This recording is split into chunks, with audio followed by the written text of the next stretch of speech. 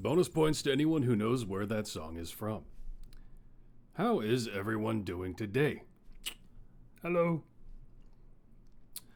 Let's get something in the background, as usual. I just need something to break the monotony of silence. Let's see how this goes today. This might get a bit too repetitive, but we'll see. If you need it up or down for the background noise, just let me know. Maybe there. Hello everybody. Shakins, Rondo, Open World. That sucks about your coughing fits. I know what that's like. I had a cold for quite a while, pretty much right before I started streaming. Killed me. Parada, what's up? You were trying to put together an arty team for Mert. A lot of his team is not available. I mean, it depends on who you use, but yeah, who's all neutral there? At least for me. I'll take a look in a second. There's a few things that... So, actually, speaking of arty, there is one thing... let's just go ahead and get in game. There's a few things I want to say, but one is last stream on Saturday when we were going over Artemis, I mentioned, or I probably looked surprised even at how much my Nrak was putting up, and I realized after the fact what it was.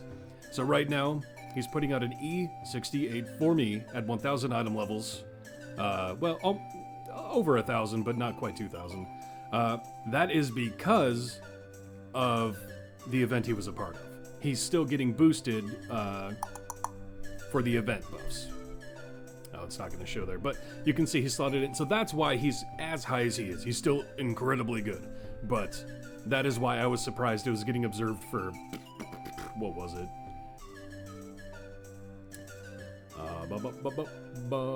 Where is it? There it is. E84 right now, but yeah. Finally catching me live. Thanks for making all the champion rundown. Hey, thanks for watching them. That's the only reason they exist in the first place. Welcome, maybe, definitely not. One thing you didn't get a chance to say in YouTube is that Dahani was essential getting your third alt account going. Yeah, I could see that, I guess. But, yeah, something else I wanted to mention, other than the Nrak thing. It has nothing to do with Idle Champions, but I was looking up something the other day, and this is probably a known thing. I just didn't ever know about it, but I kind of wanted to share it because it cracked me up. I was Googling something in a private window just because it was a stupid question I should have known the answer for, and I didn't want it in my search to remind me how stupid I am. Is it Kane's thighs? What? Hey, don't make me bring up Kane's thighs again, because I will. Not the thighs and go, come on. Now I'm gonna have to if you guys keep that up. But no, so I had Googled, what do you call it when? And I was about to input what my actual question was, when I saw what the autofills were, and it killed me. What do you call it when Batman skips church? For the record, it's Christian Bale, because, you know, he bailed on Christian. What do you call it when a snowman throws a tantrum, cancer comes back, a bull eats a bomb, it rains chicken and ducks? The forest gets icy, a snowman ignores you, why two snowmen? A dinosaur farts, you baptize a Mexican, a midget waves at you, what? Where did this just threw me so off that I had to, I mean, again, it's probably a known thing, but it just caught me so off guard. I thought it was funny. Do you use the Idle Champions data viewer? Not really, no. I use, like, ByteGlow just for references of stuff, but no. Anyway, I just thought that was funny. Okay. Well, obviously today we're going over Seed 4. Got a lot of champions. Let's take a quick look. I'm, instead of putting everyone in F, I realized, and I should have realized this sooner, I could just move them up on the tier list on the bottom before ranking them. So we don't have them all hanging out in F tier for all those people coming in not knowing why they were hanging out in F tier. We just have them hanging out down here. Boop. Nope, that's not what I wanted to do. Boop. There we go. That looks better. So yeah. Jarlaxle, Stokey, Ishii, Polton, Sentry, Baloth, Desmond, Kent, Antreus, Crux, Garlek. But how will we spot all the newbies? Yeah, it was kind of funny, but we were thinking of putting Binwin in F, and that's still a question mark. And if we want someone actually ranked in F, it is kind of hard to have the ones coming up share that at the same time. It is kind of wonky. So I wanted some kind of fix, but it is funny. I thought it was funny. Yeah, why is Artemis F tier? How's everyone doing today? I'm doing okay. Got a little more sleep than usual. And that's rare for me. Oh, I messed that up. Oh no. There we go. Ooh. But yeah, so Seed 4. Probably start with the core champion if there's someone is interested to see. Before others, let me know. We'll take a look at anyone we want to as we go.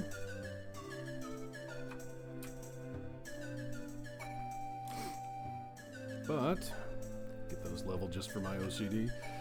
Okay, Jarlaxle, core champion of Seed 4. Somewhat useful early on, as you won't have DPS up to that point if you're just working with core champions, and he is the first dedicated DPS, but he is also a gold find. And he does maintain the usefulness of being a gold find champion in a gold farming group, so he does have that going for him. But as far as a DPS, he gets outclassed very quickly. Useful for the very, very, very early, but even as you stretch on a little bit down the seats, it's likely Ashara is going to out DPS him. I mean, he gets outclassed pretty quickly. Even Makos, I'm sure, out DPSs him. But, yeah, we'll go over his mechanics. You have a lot to catch up on. Jarlaxle has been your prime gold find. Yeah, he really does hold his weight in the gold farming. There's another champion that can get close in that seat. But, yeah, he does have that importance. But, that gold find comes from Master of Piracy. Increases the gold find for each drow or rogue champion in the formation.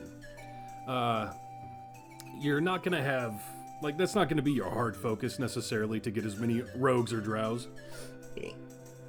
Because you really do want to focus on just gold find champions in a gold farm group. So that's going to be a secondary thought. You usually start all events and new campaigns with your gold find team and Marilyn, Omen, and Jarlaxle is the core of that team, yeah. They are pretty much, yeah, they are the hard swingers. But, I mean, you do have some others that throw around their weight for gold find.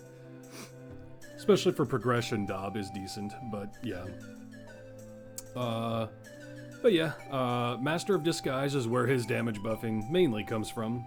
Increases the damage of Jarlaxle for each good or neutral champion next to him, so if you are using him as a DPS, you want to have him adjacent to as many good or neutral champions as possible. And Master Attuner increases the damage of Jarlaxle for each epic item equipped by other champions in the formation. You can't really control that because you're going to full epic whoever you can along the way, but, you know, if you're using him, he scales with epics actively equipped in the formation. But, let's just slot some people here. Oh yeah, Celeste is still locked. I guess we'll just go Krydle. Thalora's neutral, right? Yeah, so that'll still work.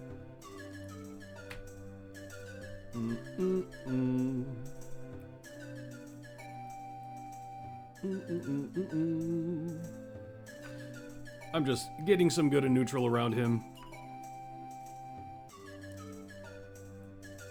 And slotting people with epics. I'm not making any kind of actual formation. So, You can see Master of Disguise, he's adjacent to 6, that's stacking up to an E10. Master of Tuner, 54, to an E7. All in all, like, just not amazing. You don't necessarily like that the abilities that scale to things like equipment feats familiars, very restrictive. They can be. In some cases, I don't mind. Will is iffy, but him stacking with familiars is a wonky one. Especially, yeah, it being a foothold for, you know, I don't know, because it does scale as you evolve your account, which is nice to a degree, but yeah, pretty restrictive. But, yeah, and as far as the specializations go, and for those who don't know, we got an upgrade to the inventory on, I believe it's only non-gamepad UI, but they've broken it down where you can just directly look at chests, contracts, potions, scrolls, currencies, yada yada. So, a nice little organization tool now. But his specialization choice is very simple. Oh, I'm gonna catch it first, even though he's not part of my pushing team. None of that. So, you can either increase the effect of Jarlaxle's Master of Disguise, his damage, or his Master of Piracy, his gold find. More often than not, you're just gonna take the gold find, because he is a gold champion.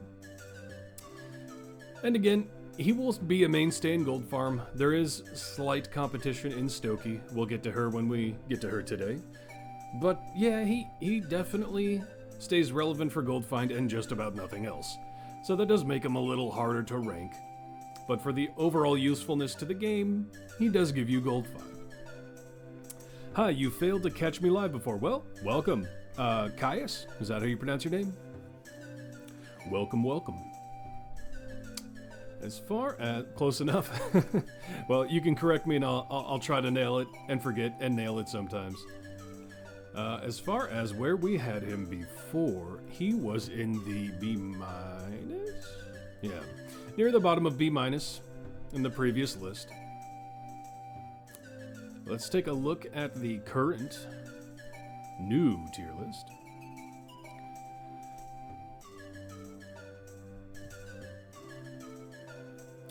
You want to have a discussion about some of my earlier placements when it's appropriate, maybe after Seed 4? Yeah, we can go over some of that at the end of the cooldown after we've placed everyone in 4. As far as where Jarlaxle might go now, he does maintain usefulness in Gold Find, but that's it. You are going to stop using him as your DPS very early on. You can't see him being ranked lower than B just because of his usefulness of being good at Gold Find. Good for Trials duty, is that relevant? And that's true. I'll go over his availability first. I should be going over everyone's availability. Any weight given for him being one of the party damage, and that's a fair point too. Krakiwo? Krasiwo? You'll have to let me know.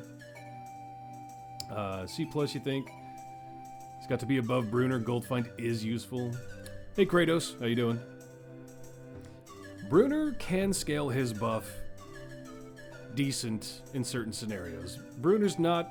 He can put up some numbers, but we'll go back over Jarlaxle's availability because I should be doing that for everybody.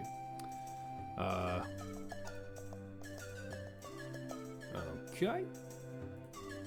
So, Jarlaxle, being evil, is available for Mert. He has naturally 14, or is that no? Yeah, he does naturally have 14 con. Yeah. So he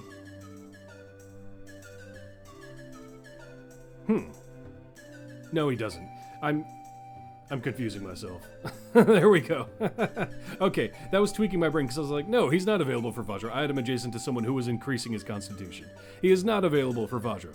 My mistake. He does have high int, so he will be available for Strahd. He naturally has enough strength and charisma, while also having a charisma feat, but not requiring it to be available for Zariel. But being a core champion, he will not be available for Elminster. He is available for every day one trial availability. And more to Krasiwo's point, is he does kind of become an absolute must in a lot of Trials teams' lockout champions because he is the easiest one to reach assault party damage. And that is definitely useful.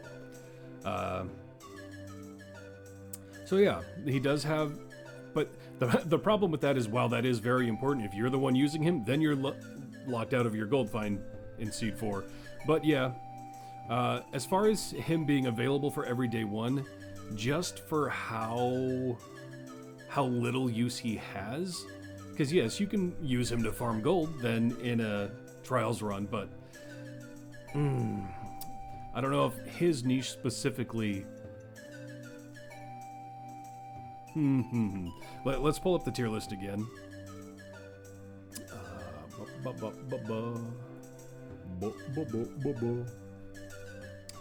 So yeah, a lot of people going between B and C. Yeah, low B, C+.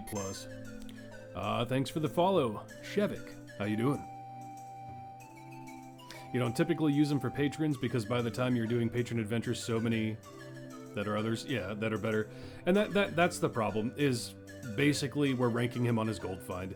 But he does have the usefulness of being assault party damage for Trials, for sure. That is a unique trait.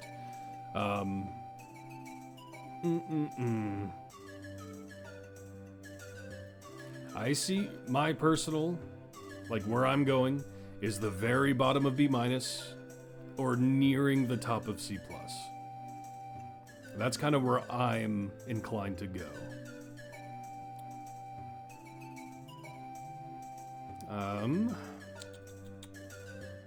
Talon does have the unique mechanics of debuff and crowd control, so he does have more unique mechanics. Bruner is just used as a buffer and generally only takes off with the companions, so restrictive, but he can put decent numbers. I'm thinking just above or below Talon is kind of my instinct. That's about right, you think? What do you guys think of just behind or just above Talon? What do you feel there? Is this a new list, D2 Crafty? Yeah, we are re-going over the tier list and re-ranking people based on changes that have happened to the game since I started the tier lists. I started, like, Seat 1, I think, was about 2 years ago, and a lot of changes have happened. Sounds good to you? Above, debuff is dead. Sandwich between Tiefling and Dwarf. How do you feel about it so far? I'm feeling good about where we've been making placements, but there's going to be more communication and more tinkering. As more people are placed, we can compare and contrast. Other people will want their opinions known later down the road. So yeah, there's still changes that are going to happen, but... Do we count his Trials bonus? As far as like assault party damage, yeah, we're thinking about that. I mean, debuff is kind of dead. Probably maybe the Gatekeeper of C+.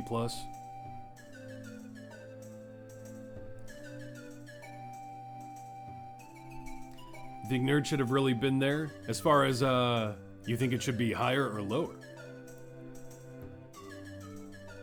I see tier list need changing every few weeks, months. I don't think it's quite that severe, but yeah, the game does get a lot of changes as time goes on.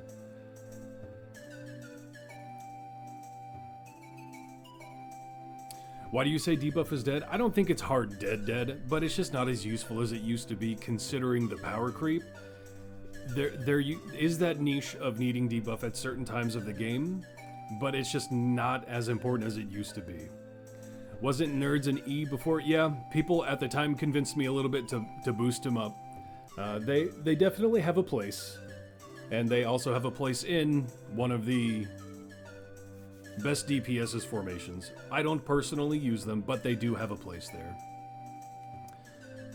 Debuff isn't anywhere as near as good as pre-stackers, and yeah, we're getting a lot of high multipliers and high pre-stackers these days that put up enough buffing that just kind of blows out click debuff these days. Boost him for the folk hero thingy niche as well. Yeah, I mean, he has a unique synergy with Will, and that there's just... You can't... They're candy. And multiple of them. But, yeah. Wow, got thrown off track. Will, there we go. Will's folk hero. The classes, all 6 of them count as make them very easy to stack 4 or 4 for Will, so they can become a DPS with Will and get a very huge folk hero buff.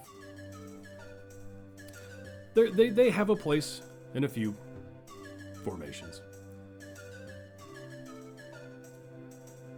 But, yeah, as far as Jarlaxle being the gatekeeper of C+, I can see that. I feel okay about that. Because, yeah, definitely has a place in all Goldfind formations. Through and through. So, who are we looking at next? Oh, Jim. Quit putting everyone in random costumes.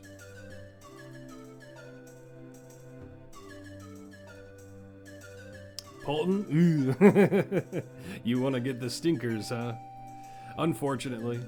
The Goldfind for Jarlaxle. Ishii, Easy, E2. Yeah, I mean, we could go over Polton and Ishii. They're likely going to fall a bit, both of them. We'll look at both of them, and they are also Goldfind, and then we could do Stokie after as well. I think Stokie maintains a little better, but... Polton. One that I believe definitely needs some retuning. Yeah. Which is almost because Evelyn and Strix got a buff up recently with seasons. But Polton was left behind. Where do you think Strix? She'll be further down the line, seat 11, so we'll see when we get there. She'll be fairly high. She's decent. Not like the greatest, but decent. But as far as Polton, increases the party's gold find for each champion adjacent to him. So, again, you just want Polton adjacent to as many champions as possible in your formation to boost up the gold find he offers. You only think Stokie is good keeping enemies stunned? Strix belongs wherever Nerds is. She's good at making Artemis look good, and that's about it. She's okay as a damage dealer, not the greatest, but she also has unique mechanics of debuffing. And again, debuffing isn't the highlight it used to be, but it's still a mechanic to consider. But that's seat 11. We'll get to that down the line. But as you can see, I have them adjacent to 6, and upgrades and equipment do apply to the pre-stack value, making it a little better in that regard. Strix isn't even that good with Artemis. She can be. She's definitely more restrictive, but her positional buff is on the lower end, and you need it to be affecting as many of your DPS as possible. And some formations make that hard. So yeah, it's got a lower ceiling than a lot of other positionals.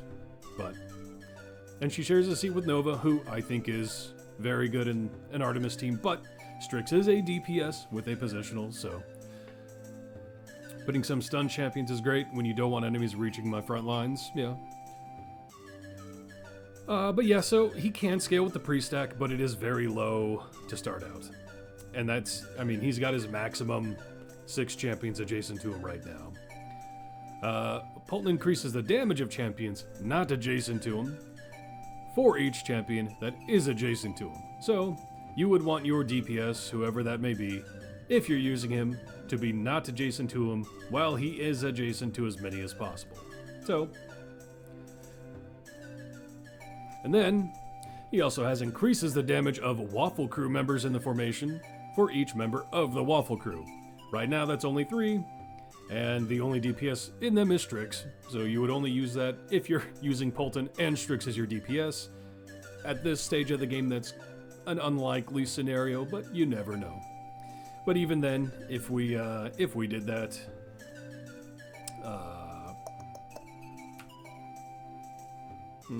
doesn't matter, just hitting up stuff. Even in that scenario though, it gets up to an E5 and that's it. In my case, with my item levels.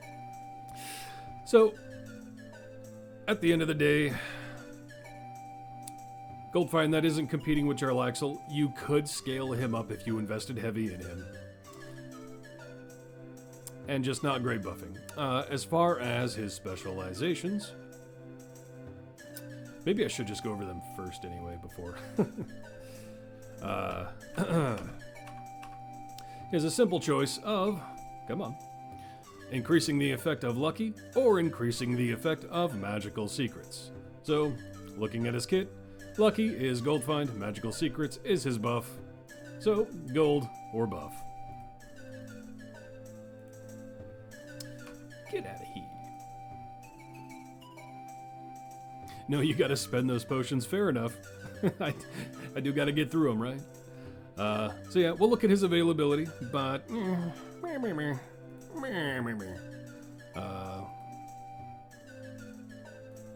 that's not Polton. So, being neutral, he is not available for Mert, but he does have 14 con, and yeah, he has a wisdom feat, but that is only to make him viable for, well, yeah.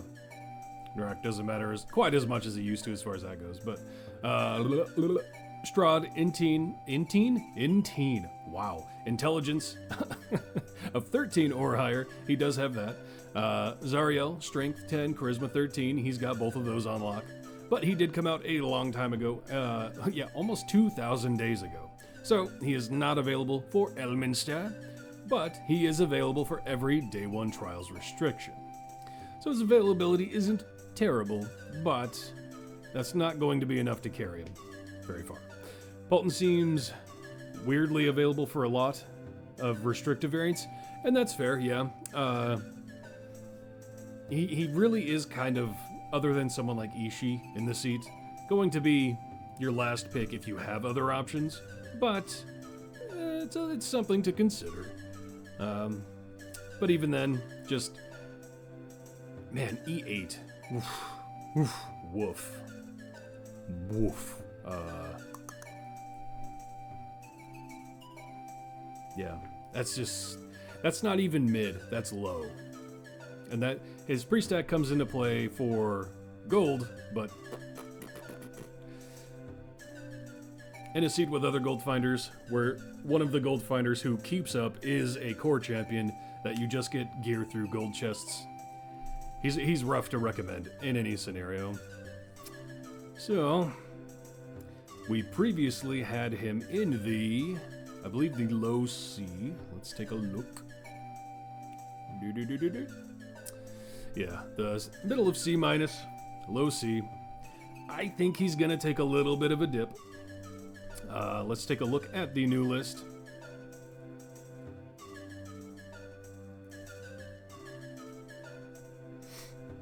D tier.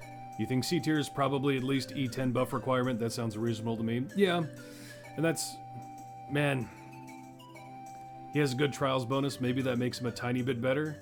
Yeah, he does scales, but oftentimes you're probably using Makos for that anyway. Hello everyone, did you miss a lot? Nope, we pretty much just started. We slotted Jarlaxle in C+, and we are now ranking Polton, who, F, he doesn't quite go to F for me, but low D, high E, maybe. But yeah, there are very few champions who do offer the scales buff to trials, so that is something to consider, but that means you have to invest in him over Makos, who you're just getting via gold chests. And I don't foresee anyone investing specifically in Polton for no other reason than to give a trials scales bonus. Because you're just going to have Makos anyway. You can see C- on the basis of some kind of gold find, but yeah, support is D-tiered best. Low D. Sounds good, just got here. Hello, Goldstock. Oh, Goldstock, welcome back. Glad to have you back. He is very questionable to you. Yeah, man, I'm foreseeing like that even. I think I might be a little low on that, potentially, but man. You use Esmeralda a lot more often than Polton in a party that's doing things, yeah. And that's why Esmeralda climbed a bit, is she does at least have the use of armor breaking. Yeah, I mean...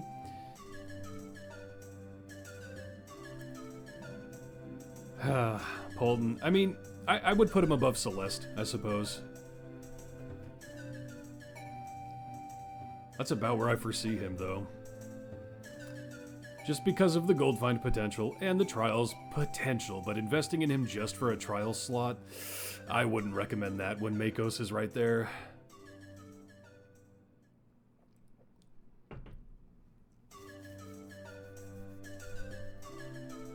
He needs a rework? Yeah, I agree. That looks right. I'm thinking so. I'm thinking just above Celeste in the D. He really needs some love. I kind of wish he got some with Evelyn and Strix getting buffed up and he's left in the dirt.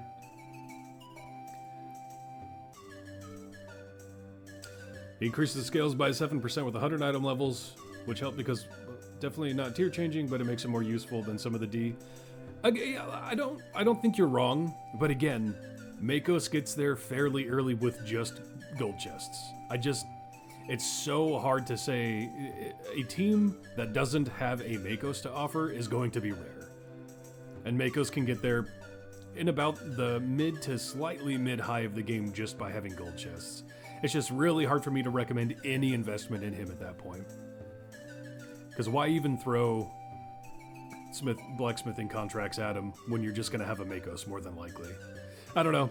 That's me, though. Ah, Poltini. He needs love. We'll keep him there for now. T10 trials without a 100% Makos is trolling. And that's kind of the problem is... Makos, that is kind of just Makos' fit, right? Some people will use Makos in some of their teams, right? If you're a Farida user, etc., but in that scenario, your whole team, there's probably going to be a Makos within the team of 5. Poltini. Alright, I think we said... Did we say Ishii next, I believe? Yeah, and then Stokey. So we'll look into Ishii, another one that's a bit of a woof.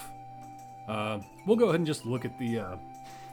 will not waste my respecialization potions. So Ishii will scale her damage based on her specialization choice, increasing her damage for each dwarf, gnome, halfling, kobold, nerds, plasmoid, Sariel, goblin champion in the formation. By the way, we need goblins. We need more goblins. We only have one. I hate that. Are you doing YouTube still or just resorting to Twitch now? Oh no, I'm definitely still doing YouTube. It's just, at this point, with the Events 2.0 brackets being every month, that's one video a month. But yeah, I'll still be covering every event, champion that drops, or any unique mechanics that happen on my YouTube. Absolutely. Second up, friend to all monsters. Ishii's damage for each Aarakocra, Bullywug, Centaur, Doppelganger, Dragonborn, Ganassi, Gif, Githrazai, Haringan, Lizardfolk, Minotaur, Satyr, Tabaxi, Tiefling, Turtle, Yuan-Ti. And lastly, Tall Folk. Aasimar, Elf, Furbolg, Modron. That is a little weird to have Modron in Tall Folk now that I think about it. Half Elf, Half Orc, Kalishtar, Triton, or Warforged Champion. So, if you happen to be using Ishii, just take whichever one is the most populated at the end of the day. Ideally, shorties, thematically. Not ideally, I guess, but... We'll go over the rest of Ishii's kit. Need more goblins? Absolutely. Not enough little people in the game? True. Goblin is a race you regularly, wow. Forget we have because it's only one, and that one is really bad. Yeah, I feel like Lazaps, the goblin we do have, was designed to be used for a Zorbu meta, and then the Zorbu meta kind of phased out right after that. So Lazaps really just didn't see enough time in the light. If you happen to be using Ishii, you should probably think about why you are doing that in the first place. I mean, I can see people liking the character, and if you're just here to vibe with the characters you like, I got no problem with that. More bugbears and hobgoblins? Agreed.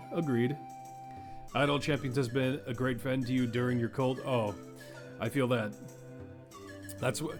Ascension WoW was what became my friend when I had my cult right before I started streaming. I was just dead at my computer going, needed something to occupy my mind. Ishii meme DPS for people with 9 jump who are looking for places to waste blacksmithing contracts? Yeah. Alright, well, we'll go over the rest of her kit. Increases Ishii's damage for each non-human champion in the formation. And increases gold found for every non-human champion. Increases the effect of that gold find whenever Ishii gets a kill. And her specialization. So, you want non-humans, and you want whatever you've slotted as her specialization. All in all, I mean, what did I do? Shorties? Okay, let's go ahead and just go through shorties here. Let's see. Sariel, did Sariel count as shorties? They did, right? Or no, that's lizard folk. What am I thinking? Wow.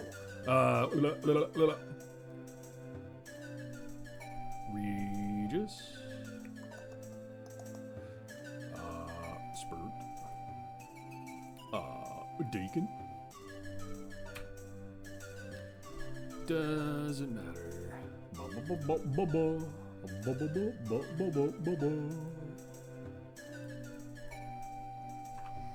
Need more lizard folk too? Yeah, a lot of the beast races definitely need to be, not need to be, but I think it would do to have more. A lot of the beast races I find interesting. Man, I just can't think right now. I just need shorties.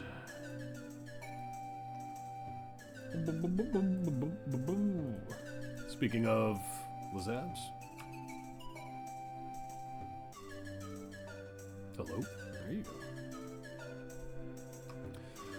Boom, boom, boom, boom, boom, boom, boom, boom, boom. Too many humans in the game. That is the bane of any fantasy game, is humans will generally be the most populated no matter what. Which kind of makes sense, but at the same time, it would be interesting to have more interesting choices.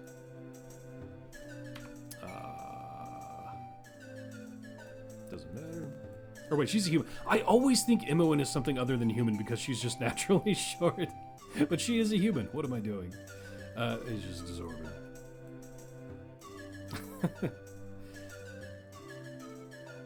Wait. Who do I... Wait, what? Does Ishii not count herself for that? Or am I misremembering?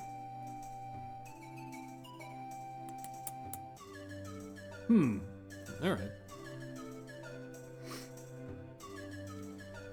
There's always the glitch, yeah. We need new race, short human. He was... Oh, you're right.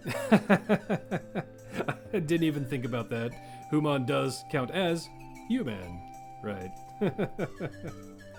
That's the real Sariel. There we go. We'll just do that. I completely forgot about that. So, Ishii not even the best DPS in their own formation. But yeah, so, I mean, again, for me, at what, yeah, like an average of 200 item levels, full epic. E11 for monsters or people too. Let's find some treasure, really not putting up the numbers, but she hasn't got a kill yet. Let's remove the familiar so she can at least get a kill.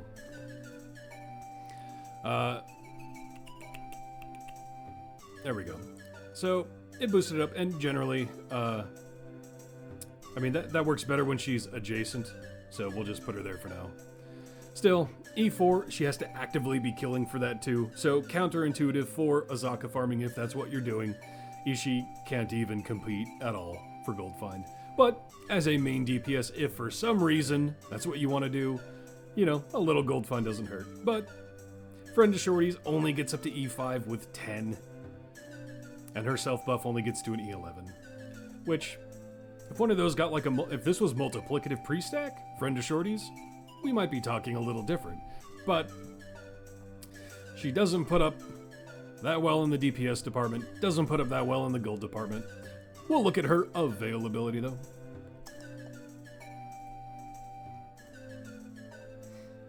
I'm schmoovin' today. Let's see. So, she is good, therefore available for Mert.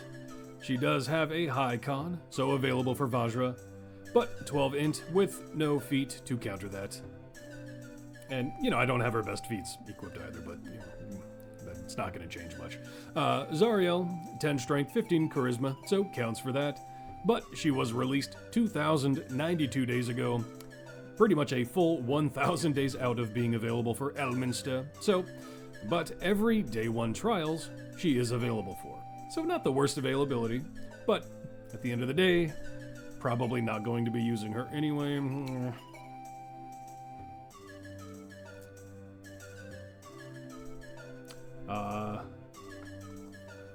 Gotta be C-.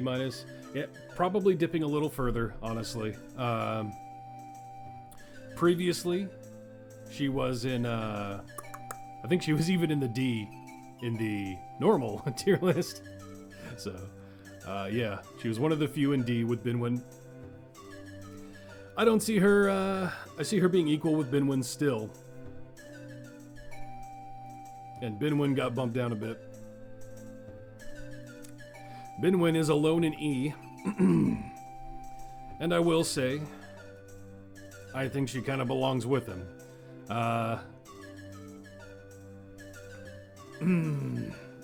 We were thinking about maybe even moving Binwin to F. I don't think every DPS should just be an F who isn't a competitive DPS necessarily. I foresee Jamila being down in F. Ishi with the added slight bit of gold find, maybe that keeps her in E. I don't know. Binwin has a Fred now. Yeah. I think they could definitely be considered the E tier DPS. Ishi feels easier to use than Binwin. She's almost just as restrictive though. They both require a unique amount of races to be in the formation. But yeah, she has more options at least, depending on what your formation is looking like. They both definitely need some love, especially as a DPS. It's harder to compete in this game as a DPS when you don't offer any kind of buffing. You're directly only competing with the other DPS in the game, which will be the heaviest invested champions. And if you're looking for someone to heavy invest in, I just can't recommend a crappy DPS. Personally, I feel Ishi needs a rework and she should not even be a DPS. I think she should switch up a bit and buff the group based on those unique races. And she should have a way to make people count as other races, potentially. I mean, that's just a wish list, right? I'm not saying you should do that, but I think she could be a lot more interesting as a support than a DPS. But, I don't know. She needs love one way or the other. How's everyone feeling about top of the E tier for Ishi? Ishi. Ha, ha, ha, ha. That's kind of where I'm feeling.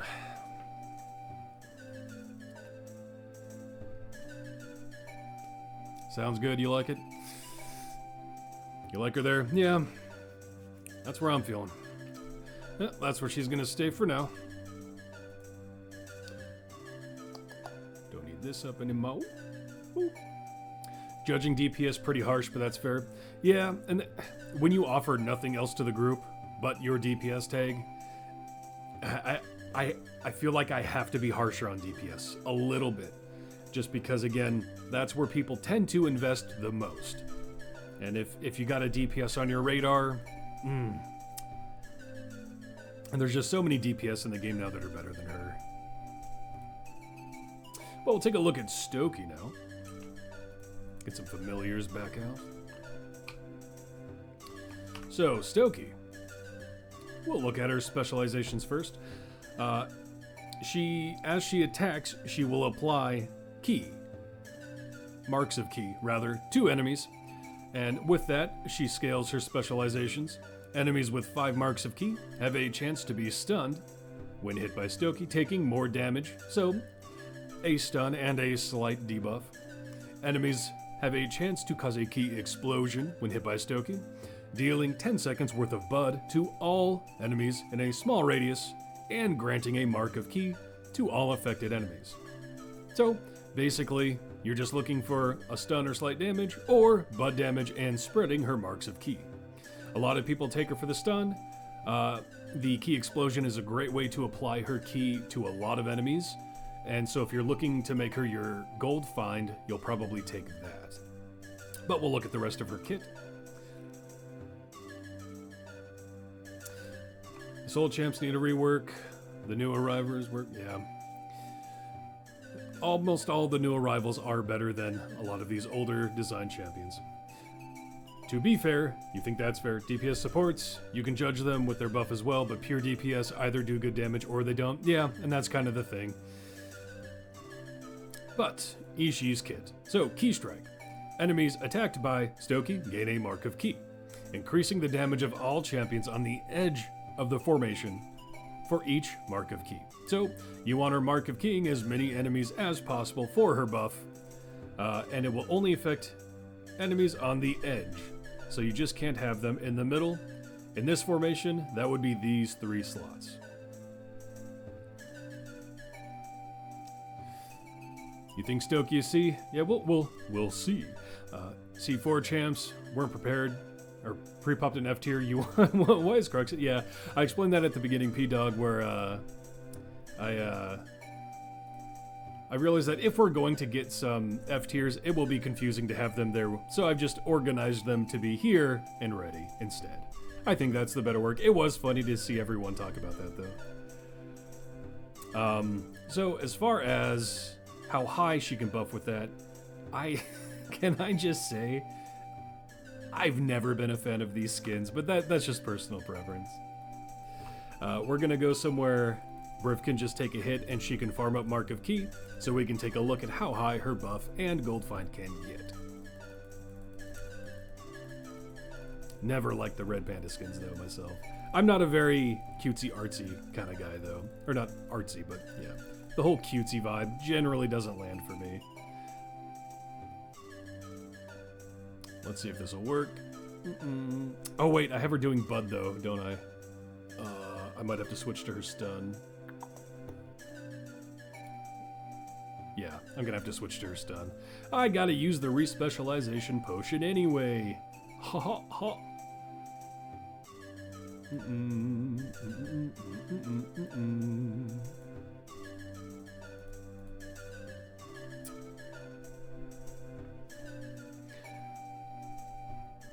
You look like a fan of Uwu. I don't know if that's an insult or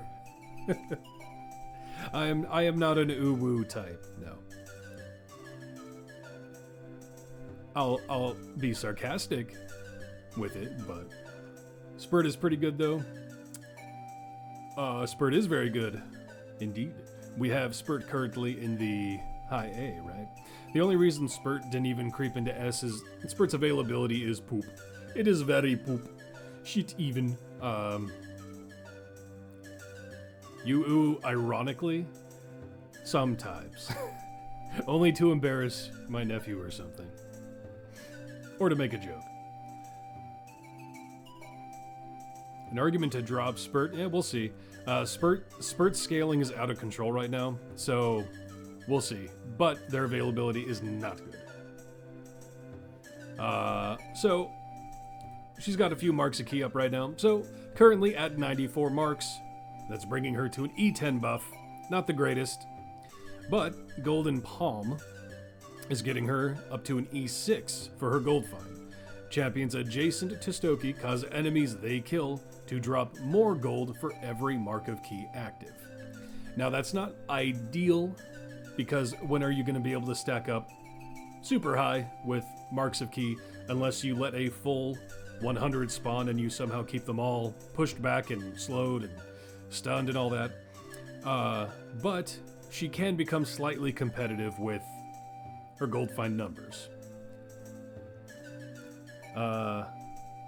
Self-proclaimed availability slut, so he couldn't have gone higher. I mean, it's true.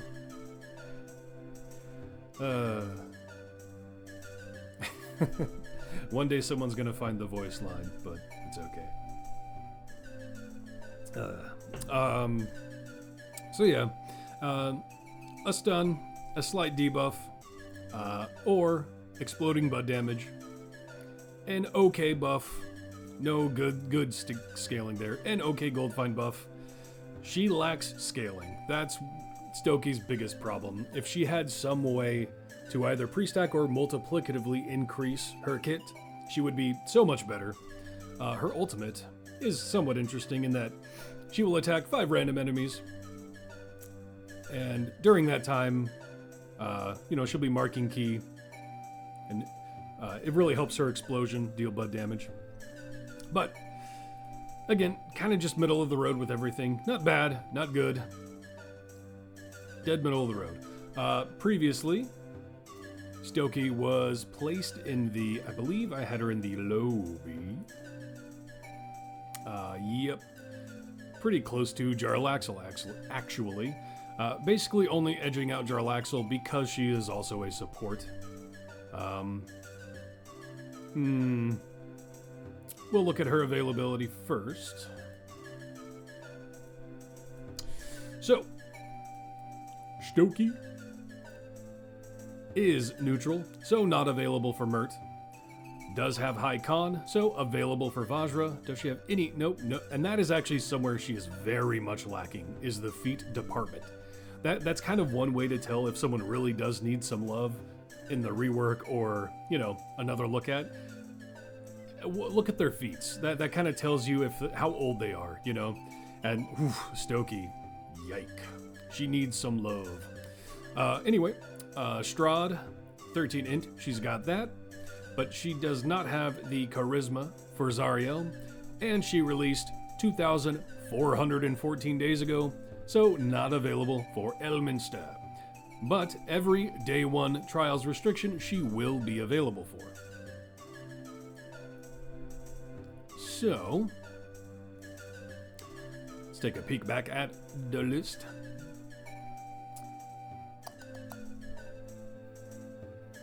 Upper mid C-. You don't think she's as good as Jarlaxle? One of them is a part of every gold find formation. Zuck farming or dirt. Others a part of literally no competitive formations. Yeah. She'll probably go below Jarlaxle this time around. I do think the fact she can buff should be considered, but again, Seat 4 has since received a lot of heavy buffers. And it's a lot harder to recommend her over a lot of them. I mean, when I did Seat 4, we didn't have Crux yet, we didn't have Antreus yet, we didn't have Kent yet, we didn't have Karlach yet, none of them were in the game yet in Seat 4. And so, yeah.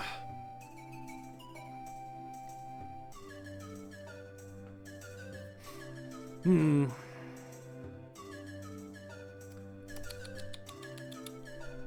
yeah, I kind of even see her being maybe, yeah, at the end of C-. Because I look at her comparatively to the others in C-.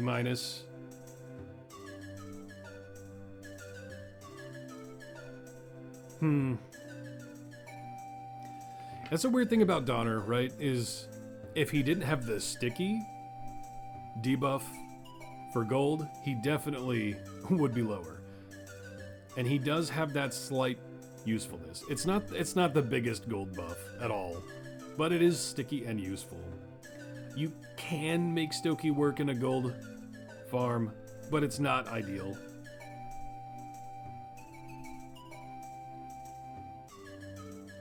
Sounds appropriate.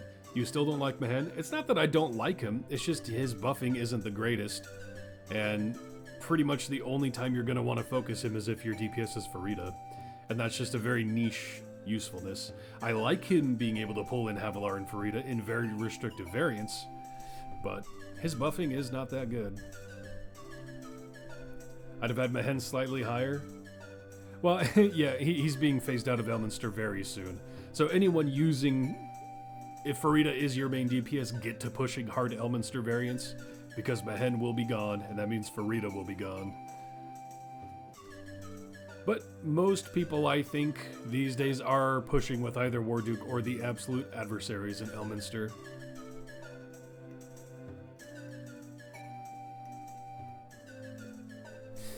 Yeah, I'm thinking Stokey at the bottom of C minus.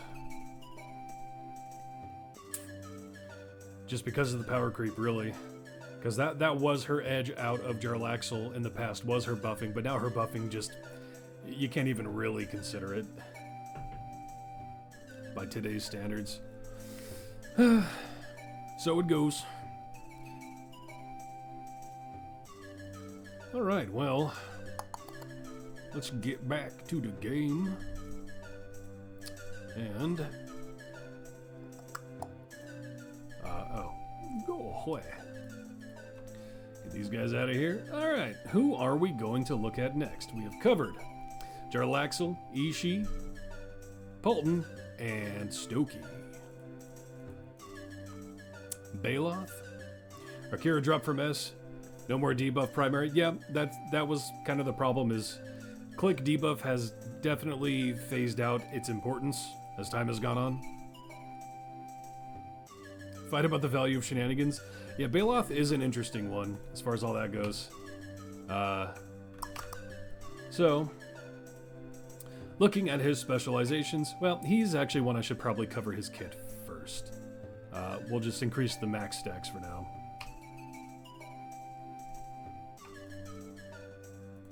So, Baloth. Whew, he is going to be an interesting one to rank, for sure.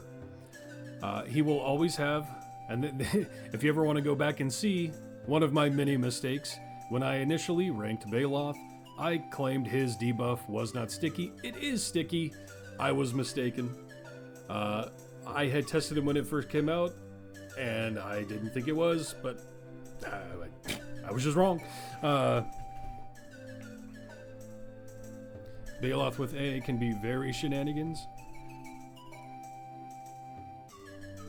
Enemies hit by Baloth's Chain of Lightning drop more gold when killed. Sticky debuff gives you more gold. He'll always be useful, even for just that.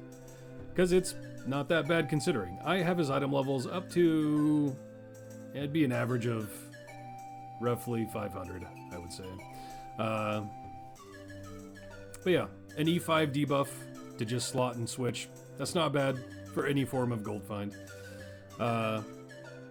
Enemies killed by champions in the column ahead of or behind him explode into magical paper confetti, dealing damage and slowing enemies near them by 50% for 10 seconds.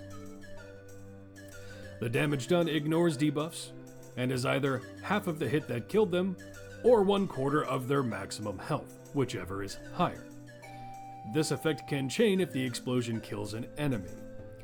This is still fairly useful, but the main use for this was Jimothy back in the day, and Jimothy is dead, so its impact is definitely smaller than it used to be. So you joined the Dirge fanboys now?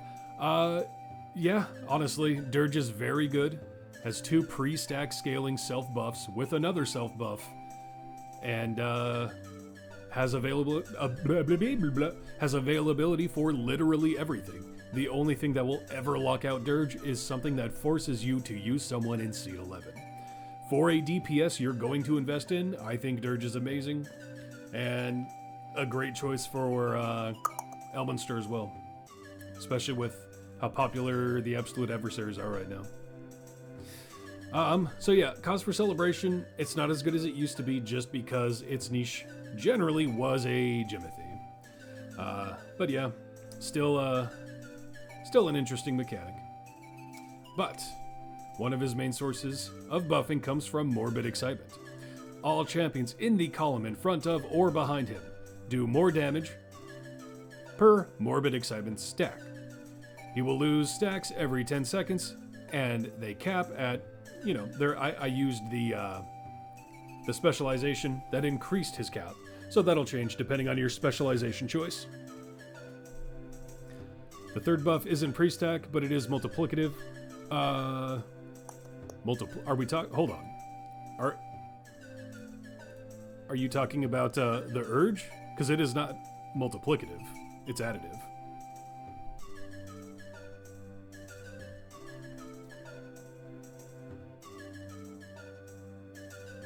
Right? Am I wrong on that? Isn't it additive? I mean, it's affected by a multiplier.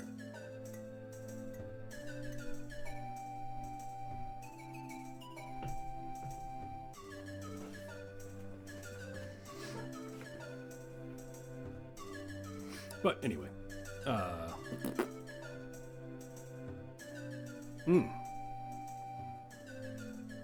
Get to work, man.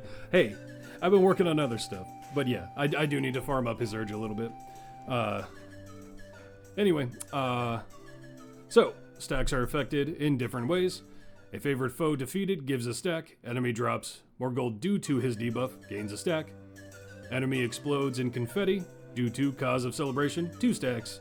Chain reaction kills an enemy due to stacks, through celebration, 3 stacks. Champion in any column in front of Baloth takes damage, 5 stacks. So ideally you want him right behind your tanks. And if a champion dies, 100 stacks. That might sound funky at first, but Generous Jinn is his other form of buff.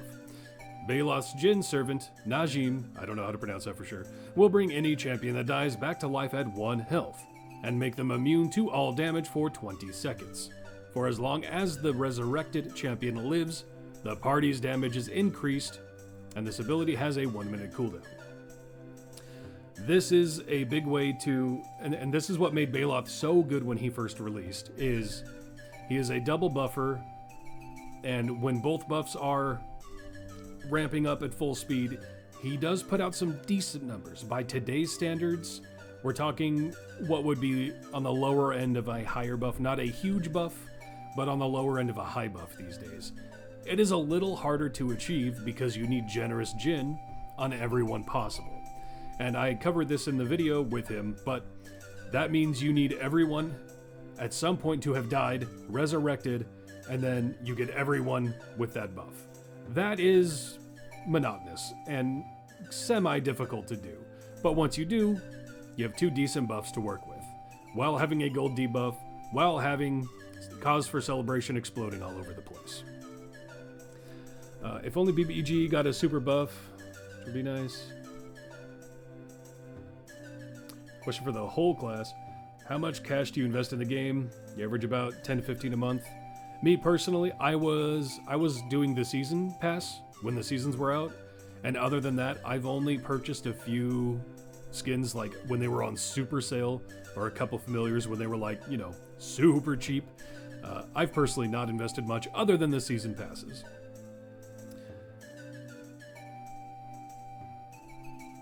You don't think additive would get numbers as high as it gets? It reminds you of Vi numbers? The Urge? Really? Okay, look, let's take a look. So, I mean, yes, my stacks are low. Ceramorphosis and Living on the Edge, both of those are pre-stack. So those will get high. But as far as the Urge, that's just based off your... I mean, he does get the post-stack multiplier, but the pre-stack bonus is 56,000 because I farmed 560,000 kills, getting the 0.1% for each stack. That is additive.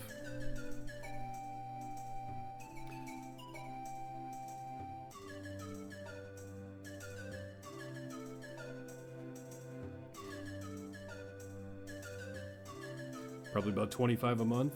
It bothers you that some Ceramorphosis feats are only available for purchase. Which ones are only available for purchase, right? Or do you mean gems as well? Because I think they're all available with gems right now, aren't they? Am I wrong on that? You're pretty much the same. They started losing cash from you when they took away seasons. I've not put anything into Events 2.0. Yeah, I haven't found a reason to put money into Events 2.0. I liked seasons. I was always a defender of seasons. But, Baloth. Good, but his usefulness has taken a bit of a backseat to what it was. Still great for debuffing for gold. Cause for Celebration is still fun, but its big use was Jimothy, and Jimothy is dead. Morbid Excitement is on the lower end, scaling up a little better as time goes on. But paired with Generous Jinn, both of them together make for a great buffing pair with Baloth. But with the numbers we're seeing these days, that's only on the higher end, not the best. Oh, you don't gotta be sorry. I'm fine talking. If I was sounding like demeaning or anything, that was not my intention. I love talking about everything, and if I'm wrong, I have no problem being proven wrong. So, by all means. The event booster great for potion sustain boons. Yeah, no real reason to buy the last slot. And that is the only reason if you are desperate to farm chests for someone, but why you wouldn't have slot them in a previous flex then at that point. And yeah, the boons potentially, but I don't know. It's not the same as Seasons offered so much comparatively to the game for the price point. That's why I was such a defender of Seasons. They really, you got your bang for your buck from Seasons more often than not. But we'll look at Baloth's availability. We're getting a little off track with Baloth, but that is fine. I like getting off track. Talking about just about anything is fine with me. Baloth. So, he is evil. So, he counts for Mert. Let's take a quick look. If he has, no attribute feats. But, naturally a high con, so available for Vajra. Naturally a high int, so available for Strahd. And 12 strength, 16 charisma, that makes him available for Zariel. However, he was released 1,231 days ago, so not available for Elminster. But with that 89 TOT, and his ability scores all pretty high, he is available for all day 1 trials. So great availability, actually. Elminster is his only lockout.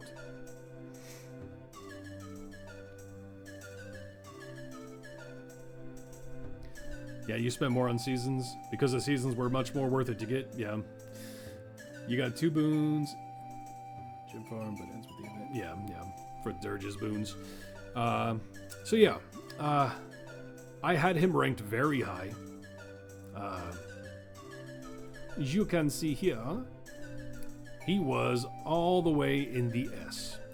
I do think he's still good, but I think he has to dip out of S with the current threshold of power creep and the fact one of his biggest uses with Jimothy, which is dead.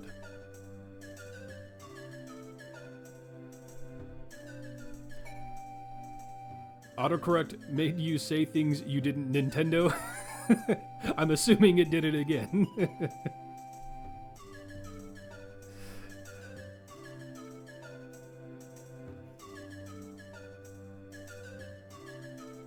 Yeah, I'm seeing a lot of A minuses, high A minuses. That's potentially where I was thinking. Let's take a look at the new tier list.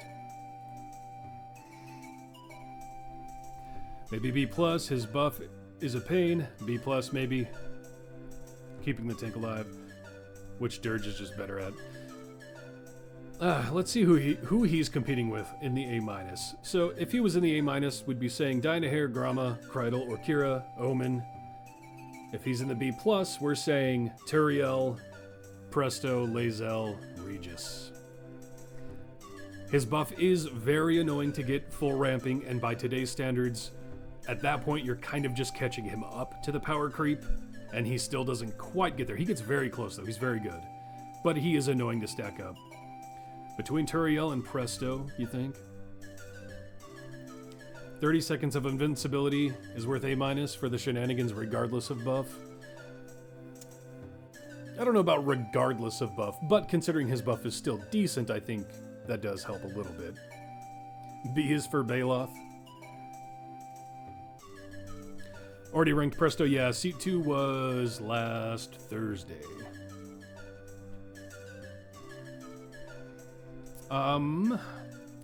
I could see him being in that middle ground. B is for Baloth. B is for gatekeeping the highest of B tier. I could see him in there. It sucks to dip him that far out of S, but again, that's the whole point of this re-going over everything is things have changed. And he was so good, because he was good for click debuff to a degree as well. Not quite as much as others, but being chaotic, he could slip in with a chaotic AoE with Freely, but losing Jimothy hurt him. His buff just isn't quite enough to justify how much you have to finagle him around. You think that's fair? Sad but fair? Yeah. And how you doing, Sinister? What's up? B might be for Baloth, gatekeeping the B+. Indeed. You hate to see it, but you have to do it to him. Seed 5 on Thursday will be fun. There's 2 obvious hard S champions. It's hard to deny Briv, and potentially Valentine will climb up. I'm guessing that's who you're referring to. Baloth no longer Bay. Bay to a degree, but not the best of Bay. Womp womp.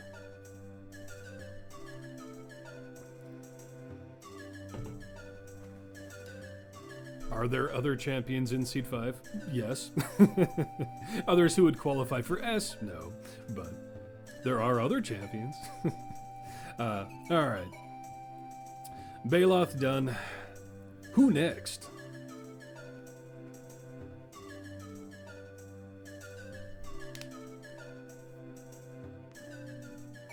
Sentry, Kent. Alright, we'll go Sentry then Kent.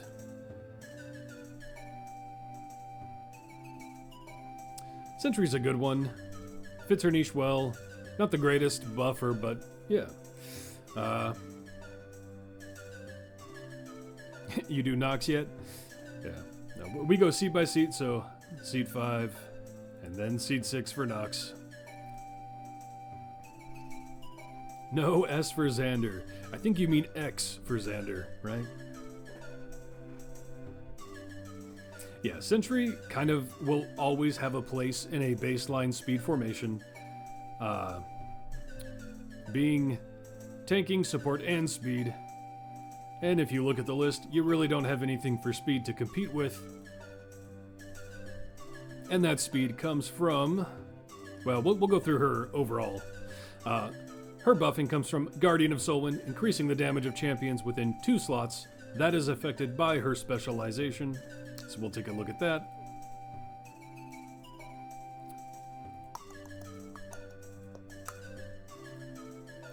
Guardian of Solwyn is now only active if Sentry is in the frontmost column, but its effect is increased. Or her Divine Strike has a chance to ensnare enemies, stunning them. We'll take a look at that in a second. Or just flat increase the effect of Sentry's Guardian of Solwyn. So, you'll only take the first if you know she's going to be in the front, and you can keep your DPS in range. Or just take this one. Or take her stun if you need a stun. The Snaring Strike, or Divine Strike, is just tied to her auto attack, her base attack. Sentry's used for speed for sure. Diana dropped her up, it's still good. Sentry is in one of the best affiliations, only useful for speed teams in Arrows. Formation solid B. We'll see. So her buff, being from Heroes of Arrowis, scales with the Arrowis synergy. But that does require more of her affiliation to be slotted to take full benefit from. But she contributes to that synergy every time an enemy spawns, and for each second a boss has been alive. Maximum stacks is 200 plus the highest area complete in the current run divided by 5, rounded down. 50% of her contributed stacks are removed when you change areas. Guardian of Solwyn is increased by 10% times the total number of stacks. So the more of her affiliation you have slotted will increase the stacks, will increase the efficiency of her buff. You totally forgot about the synergy, yeah. Speed! Hey Dark Warrior, what's up? So yeah, but the speed comes from a part of her Echo. Resolution. If Sentry has not been attacked in the highest unlocked area, there is a chance that quest requirements in the next area are reduced by 30%. So, if you remember from C3, we had BBEG, and we had Nahara, who do a very similar mechanic of reducing the area requirements. And she just gets slotted right in there with them to further reduce the requirements. Very important if you're a Human, which most people are, speed-based team. you reduce all those requirements all the way down to a very small amount, and then Human counts right away, progresses the team, moving along. Area requirement reduction is not ideal if you are using a absolute adversary team, though, with Lae'zel's speed, as Lae'zel doesn't matter with quest requirements since she gets impatient and just moves along based on kills. So you won't use her in a absolute adversary speed team, but you will in any other form of speed team. Sup, jabroni? Jabroni. That's such a... I love that word. And yeah, stacks are additive, so they do taper off pretty hard. But her buff gets to the middle ground. The lower end of middle ground, too. Even once you slot the whole formation, which we'll go ahead and just get everyone out here. I said...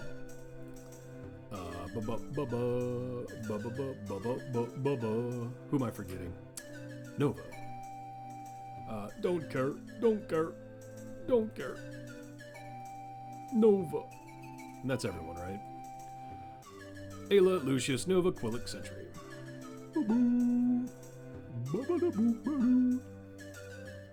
It's frustrating most champions that have ramping stacks only stack additively, not multiplicatively, which is unfortunate.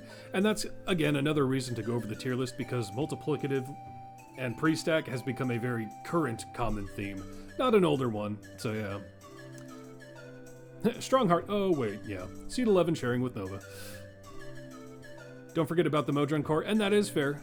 I think that is definitely more Lucius leaning than anything else, because if you're not using Lucius as your DPS, you're probably not going to use the Aerois core. But yeah, this affiliation does have their own Modron core, which I just use in the background for one of my teams because I do not use the Aerois team.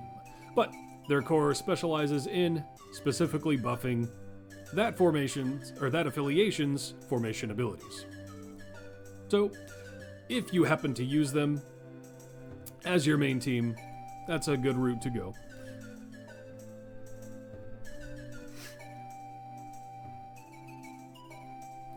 Love the core, looks like the Aerois symbol, yeah. Good afternoon, hello. Now is it... I don't know how to pronounce your name. Lediath? Lediath? I know I've seen your name around, but... gotta go back and Mystico. Use Deacon. Tons of people were talking... I don't necessarily talk shit about Deacon, but he does get outperformed in his specific niche by Whittle alone. So, it's unfortunate but true, but I still like Deacon. It's not even Lucius's best core? I don't think so either. It still is serviceable though, but let me take a look at that.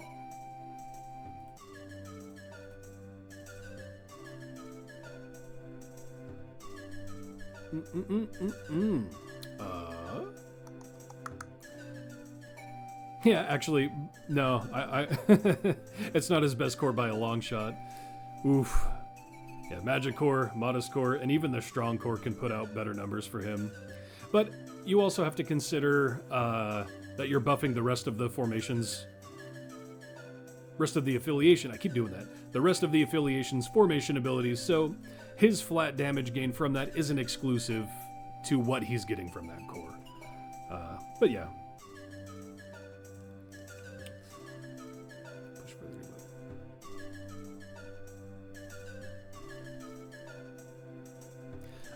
I would have to test it. Okay, again, Lediath. But yeah, as far as let me look at emotes list as well, because I was just taking that as Bite Glow's definitions from it, and I don't know if they scale off emotes list or not.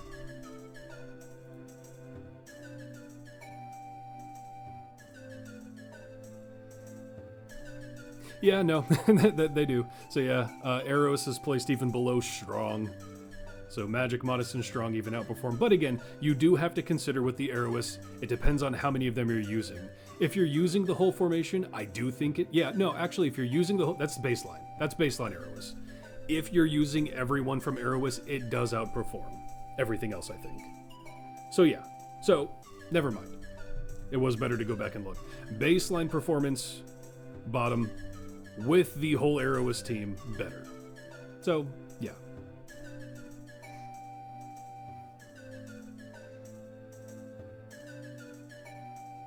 Use Deacon because sometimes you use Lae'zel in place of Whittle. Yeah, the problem with that these days is now Gale is in Seat 1, and he gets Ceramorphosis to help Lae'zel's speed.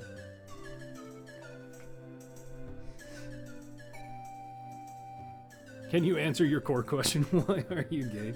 I don't know. Why are you?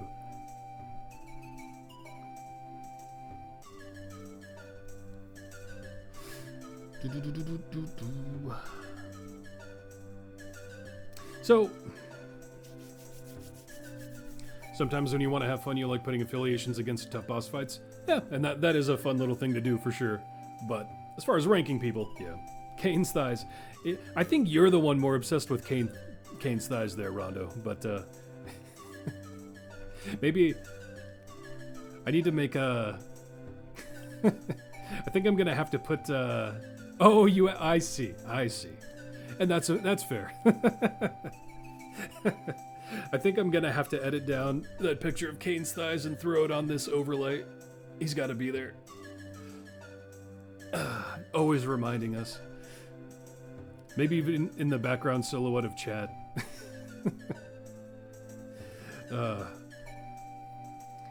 So, yeah. Back to Sentry. Now that everyone, still, even with the Aerois team in there, getting some more Aerois stacks. At the end of the day, Guardian of the Soulwind is going to remain middle of the ground, slightly higher than average on the lower end of middle, but will always be usable in a speed team. So, and as a tank, she's got her uses. Not the greatest at anything she does, but serviceable and decent. Let's look at her availability.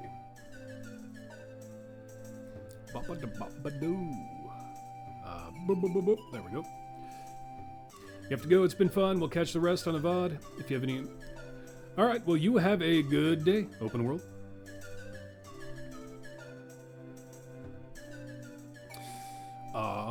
But as far as Sentry goes...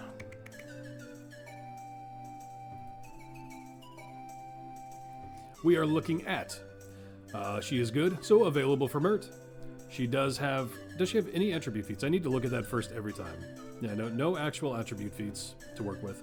But, High Con, naturally available for Vajra, not available for Strahd with her 8 int. But she does have 18 strength and 14 charisma, so she qualifies for Zariel. But she was released 1,644 days ago. Not available for Elminster. And her low int and lower dexterity will keep her out of 2 of the day 1 trials restrictions. So, we're kind of dead on just average availability.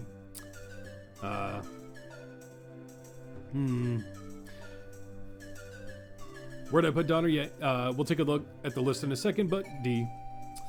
You can pretend to be gay until we get to C12 and we get to talk about mommy. Ah, yes. Miria. So, let's take a look at the tier list. Boop. And yeah, you can see D for Donner. He's down there. But Sentry. Previously, I guess I can pop back here real quick. Whoop, whoop. Mommy Arkin. That's the one.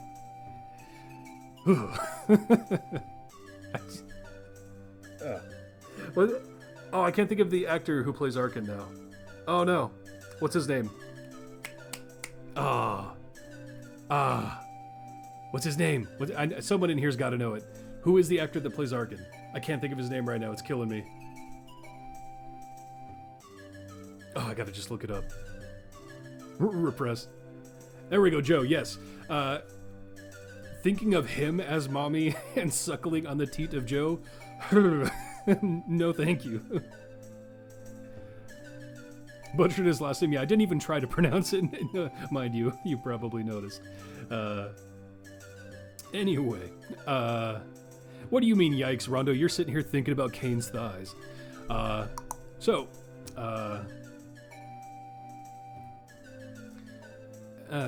Sentry, we had her ranked rather high. In the higher A, which I think she needs to drop just a little bit, just because of today's standards of buffing, but I do think she still holds usefulness in speed, and is serviceable as a tank, and or a mediocre buffer. Definitely, if you for some reason lean Lucius with the Aerois, you want Sentry. But, yeah, I think she's going to take a little bit of a dip. But let's hop back on over to the tier list. Good mental image. Throws holy water on chat. So, yeah,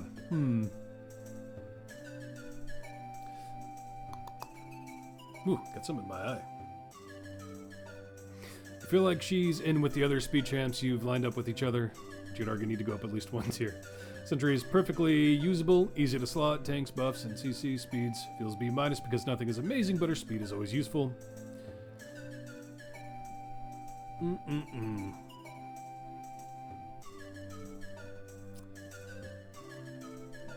Yeah, and Caius, again, if you need to correct me on the pronunciation there, let me know. But one of the biggest themes of the tier list is that Binwin on the bottom? Yep, Binwin's on the very bottom. Is that I attempt to rank them in this list based on their overall, what they offer from their kits, right? And yes, a lot of the speed gets a little lower because they generally don't buff as good. And that's a common occurring theme, is like with BBEG, he can actually reach good buffing numbers for sure, but his buff is so restrictive, and the people that can use it generally want someone else anyway. For an example, Sentry within 1 or 2 of Regis.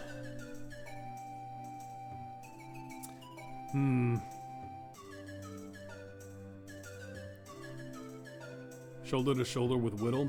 Yeah, my initial instinct was to put her in the top of B-. Was my initial instinct, actually. Good for speed. Yeah.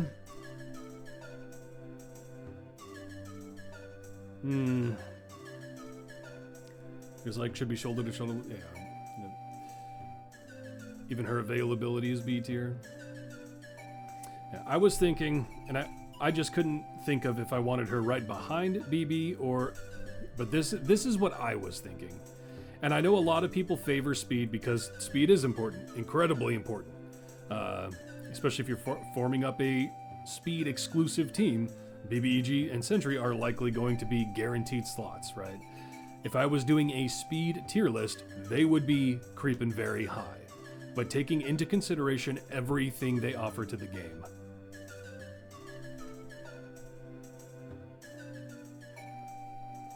Coffee 1 down.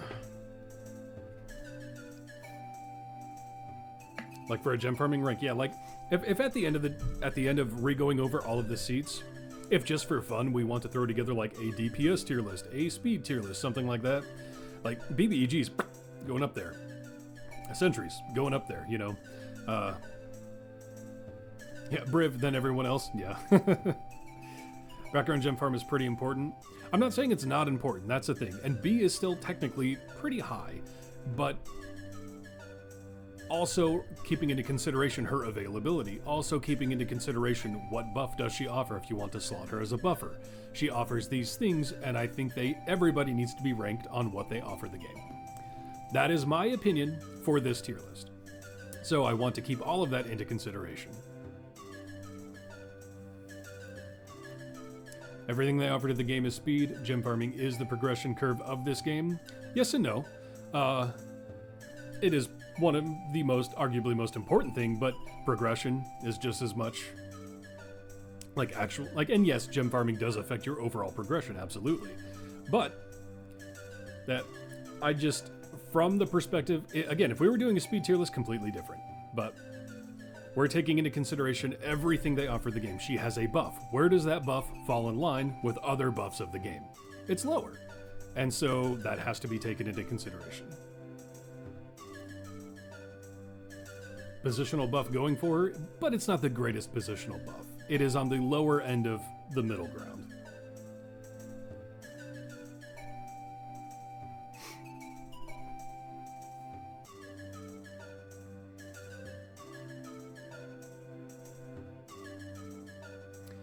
You missed Regis being ranked so high, it looks a little odd. He Yeah, again, we'll look over everything, and if anything feels off, we'll take another gander, but he can reach some decent numbers. Mo money's mo power. You do Commodore Crux? Not yet. We will be getting to Desmond, Kent, Antreus, Crux, and Karlach still. They are still on the docket for today. Yeah, we'll consider more as we fill it. Definitely as we fill in more champions, it's going to give us more reference, but yeah. We might do other lists that favor speed or something like that. But as far as just the baseline list, I do think their entire kit needs to be taken into consideration. And with that in mind, that's where I'm thinking for her right now. But things might change. Oh, gotta take off my socks, it's warm. Sheesh. Oh. All right, well, let's get back in there. And I'm thinking next up is going to be Desmond or Kent. Let's take a look at Desmond first.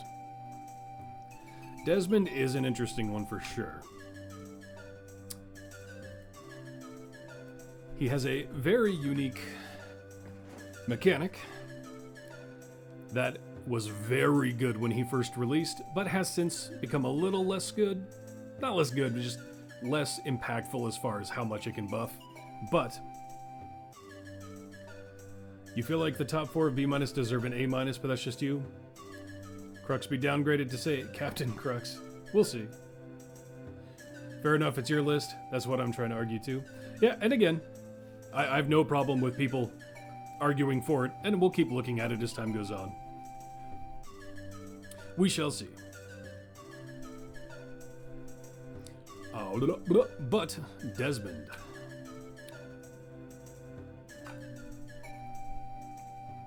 First of all, he gives the group Noble Heart, increasing the damage of adjacent champions to Desmond by a low amount, and it is on the lower end, not even quite reaching average, low, but he offers a lot more to the group. He synergizes with the moon phases, reducing the attack cooldown of himself and adjacent champions. Excuse me. The closer to the full moon, the more the cooldown is reduced. At the start of each full moon, Desmond's ultimate cooldown fully resets. Crux is going to get upgraded to Admiral for sure. The dark side of the moon increases the effect of Noble Heart. So, depending on how close the new moon is. So he cycles between buffing up Noble Heart and buffing up attack cooldown reduction.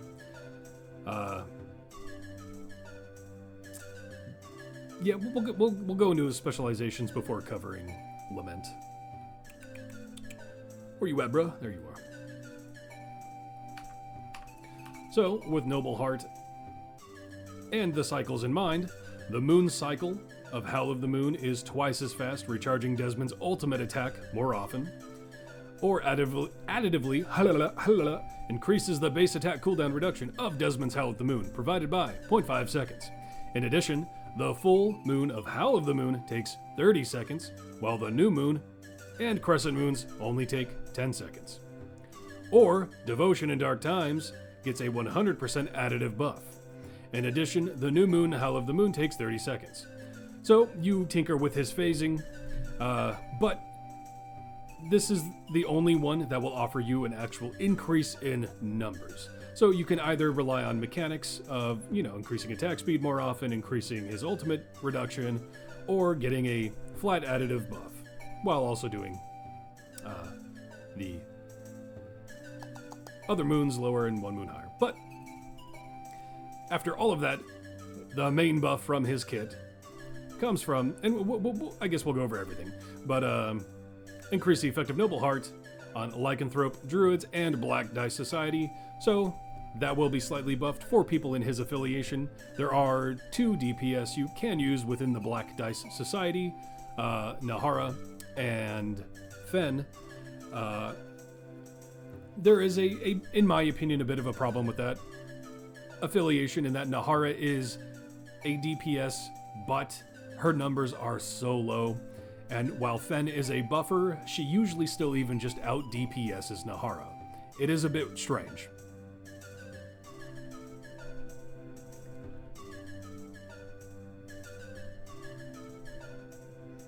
So really dig the BDS cool affiliation with some cool synergies. Yeah, they're really cool.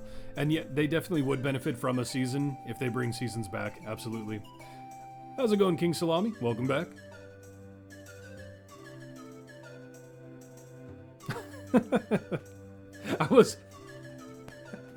I did not know where that was coming from, Ravenous, but I get where that's coming from now. But that got me off guard at first. It's like, what the hell? Anyway, a lot of his buffing comes from, yes, we just did Sentry. We'll take a look at where she was when we go back to the tier list for Desmond. Desmond increases the damage of all champions, stacking multiplicatively for each slot in the formation that contains a dead champion or is taken up by an escorted character or object. Now, this is multiplicative and technically pre-stack because it is multiplicative with itself, so the gear slot tied to Lament will buff up that number, and that number will be multiplied by itself. So as far as dead people to work with, we've got Veronica in Seat 1, part of his affiliation. Funny she went with Blushi. We've got Blushi in Seat 2, who has a dead form. We've got Spurt in Seat 3, who becomes dead when you use his ultimate. And that is kind of another problem with the affiliation Black Dice Society, is Nahara is their DPS. Nahara is in Seat 3. Nahara does not count as dead. Spurt is the only one that does in that seat. That makes it hard to synergize with itself. Nahara should count as dead for Desmond, in my opinion. And then more recently, we got Astarion, who counts as dead. Speaking of synergy, Voro landed on Papa will also allow this to apply to DPS of choice. Yeah, that is a huge problem with Veronica, though, is her RNG and who she selects. It's so hard to land on someone you actually are intending it to land on. Does Miria count as dead? I don't think so. I do believe she is just a, we'll see though. Lament is counting too, i.e. it's just Astarion and Veronica right now, because, yeah, no, Miria does not count. Didn't think so. But let's go ahead and get Belushi dead so she can count. I think I pushed high enough today before stream that, yeah, she'll die here. Easy squeezy. It's basically impossible to get good with Veronica and Tatiana RNG. And yeah, that is definitely a problem of that affiliation, is having to rely on that much RNG. Dead. So,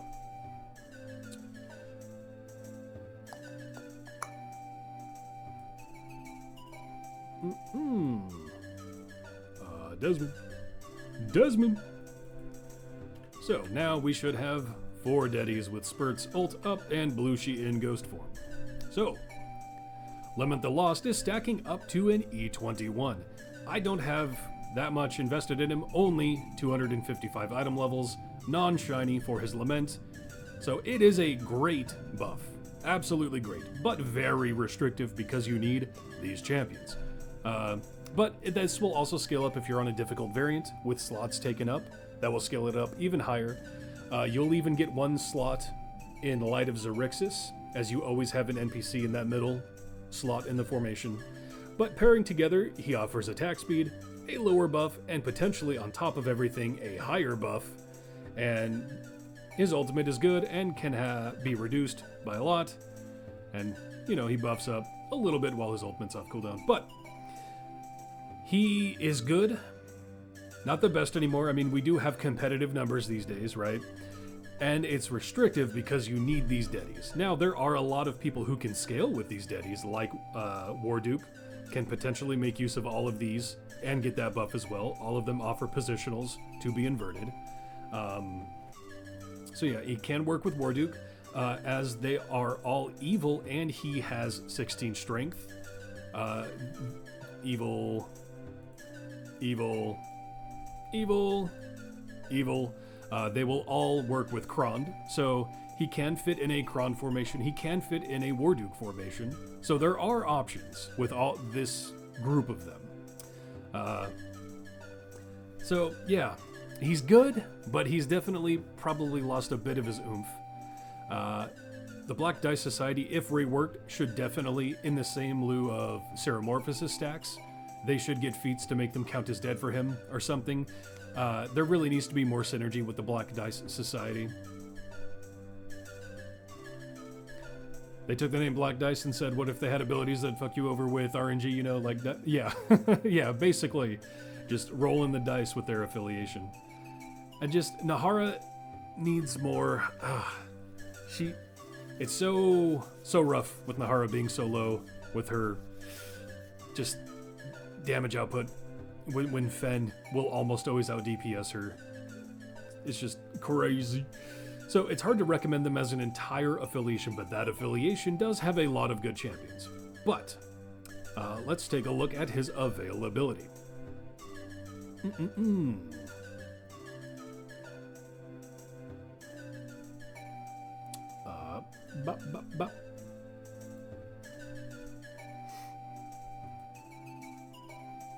There we go. So he is good. So he counts for Mert. But his con is low and he does not have any attribute feats, so he will not be available for Vajra. Strahd, he does not have the int for Strahd, but if you use Nahara, she can pull all of that affiliation into Strahd, so in that way, he can be available. He has high strength and viable charisma for Zariel, and he is 804 days old, so he will be available for Elminster, but that will be falling off after a little while, but he still has a good chunk of time. And as far as day one trials, he will be available for everything except the Constitution. So, average to slightly above average availability. Forgot the character that would auto-raise everybody who died in a single room? What do you mean?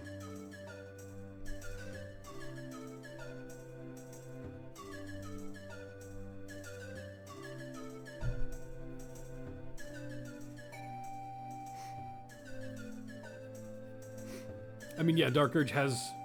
There's a few people that can resurrect, but what do you mean I forgot them? Oh, you just forgot... Yeah, no, Dark Urge can revive the whole team. Yeah, that doesn't count as them counting as dead. That's just a resurrection mechanic. It brings them back to life, not dead. Fen's great, Nahara as much as red and black are my favorite colors. And she wouldn't count as dead. She was dead on arrival. I'm right there with you, though. Red, black, and, like, dark purple are my favorite colors. I do like Nahara's design, and I like the affiliation as a whole.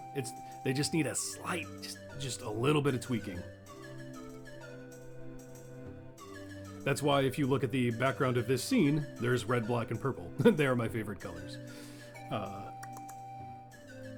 Red, black, and dead, your kind of vibe, huh? Yeah, hey, no lie. It's why I main Death Knight in World of Warcraft most of the time. Although I play every class, but yeah. I'm edgy. I'm an edgy teenager who's an old man. Yeah, so, previously, on Dragon Ball Z, we had Desmond in the B+. Right there. Right next to a lot of his affiliation. Brother Uriah, looking at that now, he's definitely going to fall down.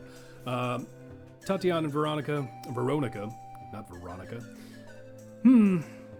I do think Desmond is still good, but he is very restrictive. Uriah's garbage, yeah. I don't know why he got ranked in with them. I must have just wanted to keep them together and to give Mark Mir some love. You always try to make Desmond work in variants where he should shine, lots of escorts. It never seems to actually help, though. It really depends on who your DPS is and what you're working with, but yeah. I mean, Lament can. Like, if you can get the Deadies in with a lot of escorts, Lament puts numbers. But, yeah, like someone previously said, I Don't think he has a golden epic for it. But even with a shiny and with item level investment, it gets really good. It does. And if they ever look at the Black Dice Society again, he's gonna be the one that puts up a lot of numbers. And that whole affiliation should be able to count as dead for him. That should be their unique synergy for him. Especially with Spurt sharing a seat with Nahara. That's always felt bleh, you know? You're thinking low B plus, high B? Yeah, let's head over to the tier list. Again, previously B plus. As far as, yeah, he's definitely, I think,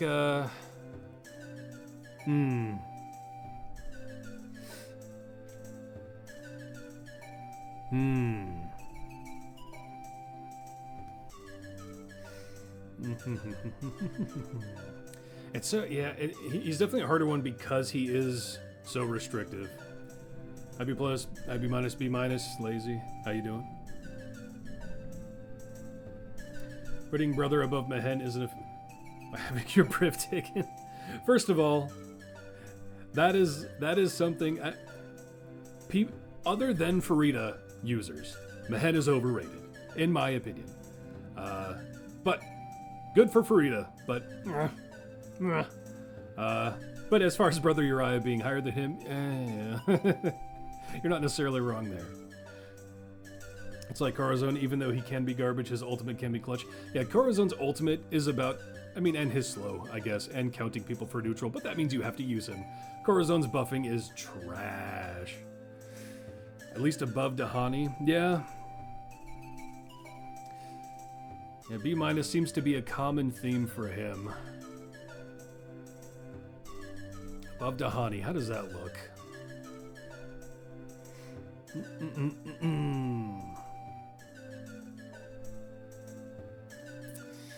Probably roughly in the B minus, but as far as where in there, that's definitely a harder one.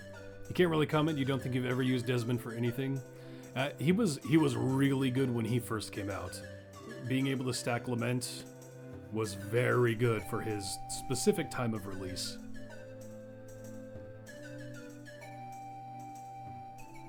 Up one more spot, you think just above Merylwen potentially? Yeah, Merylwen. The thing is she will always be used in a gold formation, whereas Desmond isn't necessarily always going to be used in a, restrictive variant with formation spots taken up. Behind Sis and above Veronica. That's true. I do kind of like the theme, if they're at all close, of keeping the black dice together. I don't know why. But when it's that close, why not have them holding hands, right? Do I think Sasaspia is better? Someone did try to make the point for Sasaspia that she is very good for a Warduke formation, which is true, offering 2 positionals while being evil. But, her buff is decent, and Lament is very restrictive, but very good, very good. At his peak, he outperforms Sasaspia, but how often are you at his peak?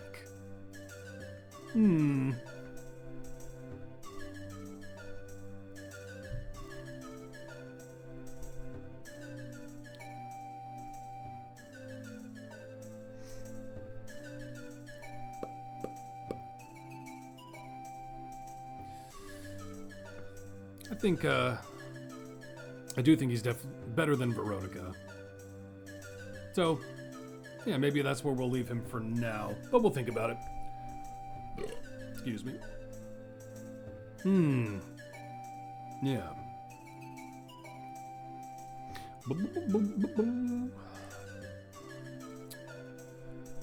Well, we're moving right along. We've got Kent up next, with Antreus, Crux, and Karlach to follow. So, let's take a look at Kent. I am a fan of Kent. I don't want it to be foggy the whole time we're here, though. Let's move. We'll take a look at his specialization first, because it's only 2 choices, and very similar. Gotta head out. Have a good stream. Hey, thanks for stopping in. Have a good day. With his specializations, you are just choosing between increasing his damage buffing or offering Bud damage. That's it. So, it depends on if you want Bud taken away or to slightly increase his damage buffing. for the sake of this, we'll just increase his damage buffing. And a big note for Kent is that he has Inseparable, where if Virgil qualifies for an adventure, restriction based on tags, age, ability scores, etc., Kent will be used as well. Regardless of Kent's availability, that is a huge boost on top of his natural availability, because that also means, as Virgil is a magic user, anytime you are restricted to only magic users, Kent will always be available. Kent is good, Antris is very good, should be A or B plus minimum. Yeah, we'll see. I do think Kent is very good. His main buff comes from... well, we'll just go dead on through. So he does get Tokens of the Departed. Kent keeps a soul trinket of the highest level boss defeated in each campaign, and of the highest level boss defeated in all events. So are Kent and Virgil BFs? I think so. I don't actually know the lore behind their... I would assume so, though, based on that. Yeah, I actually haven't focused Kent in a while, so I do need to work on some of his tokens, but... Lovers, yeah. So, you want to reach your cap. If you see these higher ones, that's because Briv was glitched for a while and would go further than he should have. That's the only reason those are counting higher. Kent increases the damage of all champions in his column by 10% for each Soul Trinket level. So, have him slotted in your absolute highest count, or highest pushed area, so he can count for it. Yeah. All of that added together, it's going to be on the slightly mediocre end, right? But it is a positional buff, and he is a DPS, so he is a viable pick for Artemis. When he first came out, probably the best pick in seat for Artemis, but there have been other options that now outperform Kent. I still think Kent is good, though. And Kent still has the option of, where's it? Extra will also be all favors above, still mute. And that's it, like, it doesn't scale super harshly with how far you push. It just inches up. You'll reach that ceiling pretty quickly for it to be an average buff. Highest boss kill area, yeah. You do want to kill the boss, yeah.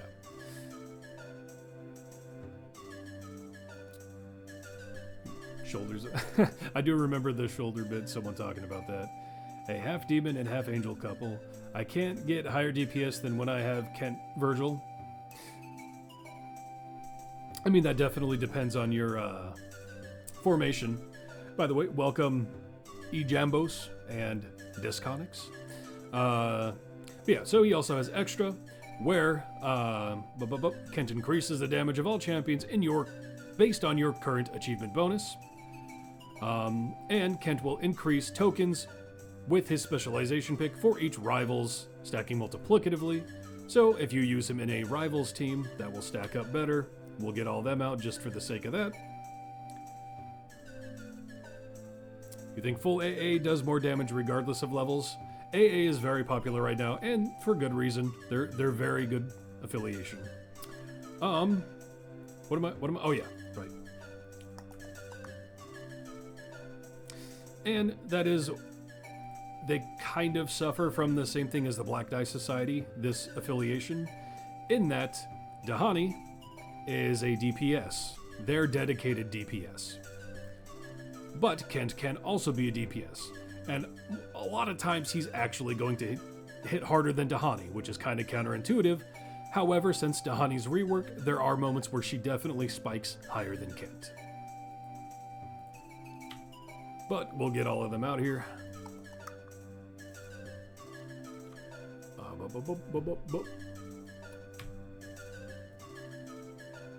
Don't care. We're just getting you out here. Doesn't matter. You had to miss the end of Sentry until now. Where did she end up? We'll take a look at her when we pull up the list again. Well, I could just pop over there real quick. Sentry is in the B- next to B-Bag.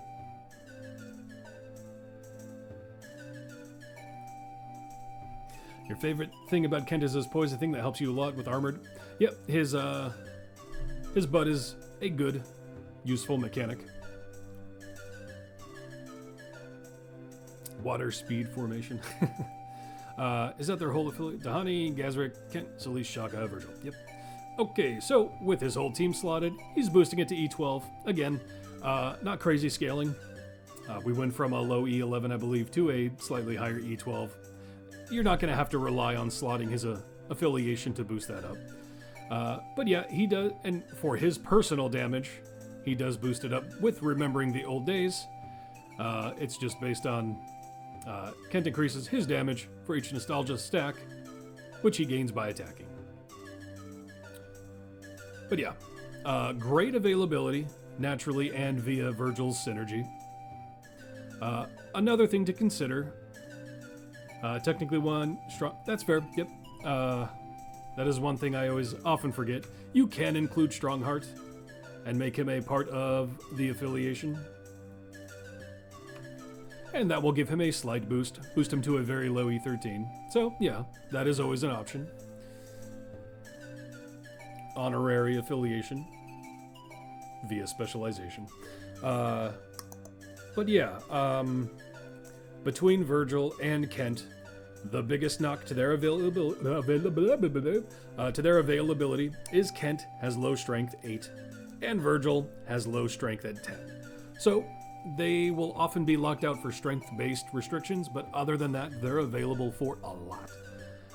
But another, you'd literally take out Dahani and use a buffer. Yeah, that is kind of the problem with that. Dahani is definitely better than she was. I will say though, she's not slept on as a DPS, but she can scale up decent on boss areas, which is when you need DPS the most. But one synergy is Virgil. We're not going to go all over him right now, but he gains weather stacks based on weather changes. With this affiliation, Kent makes it foggy with his ultimate. Gazric makes it snowy with his ultimate. Now we're snowing. Virgil makes it rainy with his. And then clear skies count as weather, and you can clear it all up with Dahani. So, if you're looking to scale up Virgil, all of Dahani, Kent, Gazric, and Virgil are all great options for that. Make it rain! Because they're weak physically, like to their... you can use Presto too. Yep, Presto is kind of an honorary slot in there, and that we went over this when we did C2, but Presto's ultimate will cycle between making it snowy, making it foggy, or making it rain.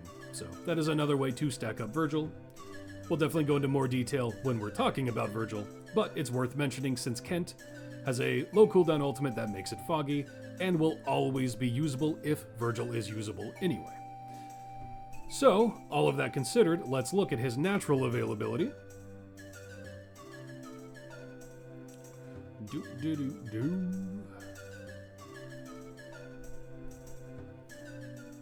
Gotta pull it up. Pull it up. So, he is good. So naturally available for Mert. A natural... Does he have any attribute? I always need to look at that first. No, he does not. So yeah, natural 14 con, so available for Vajra. His int is 14, so available for Strahd. His strength is low, below the threshold of Zariel, but Virgil does count for Zariel, so that grandfather's in Kent to being available for Zariel. And he was released 566 days ago, so he is available for Elminstad. And will be for quite a while, with only being halfway toward that threshold. So a good 500-ish days.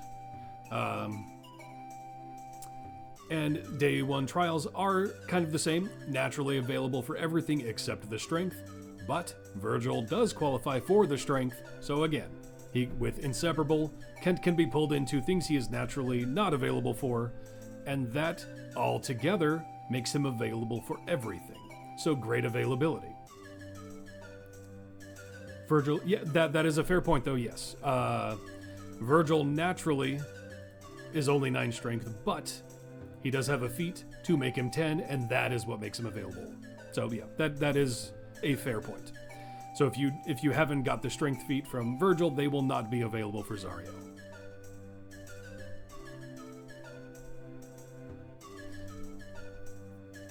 Also, when is the tier of Discord?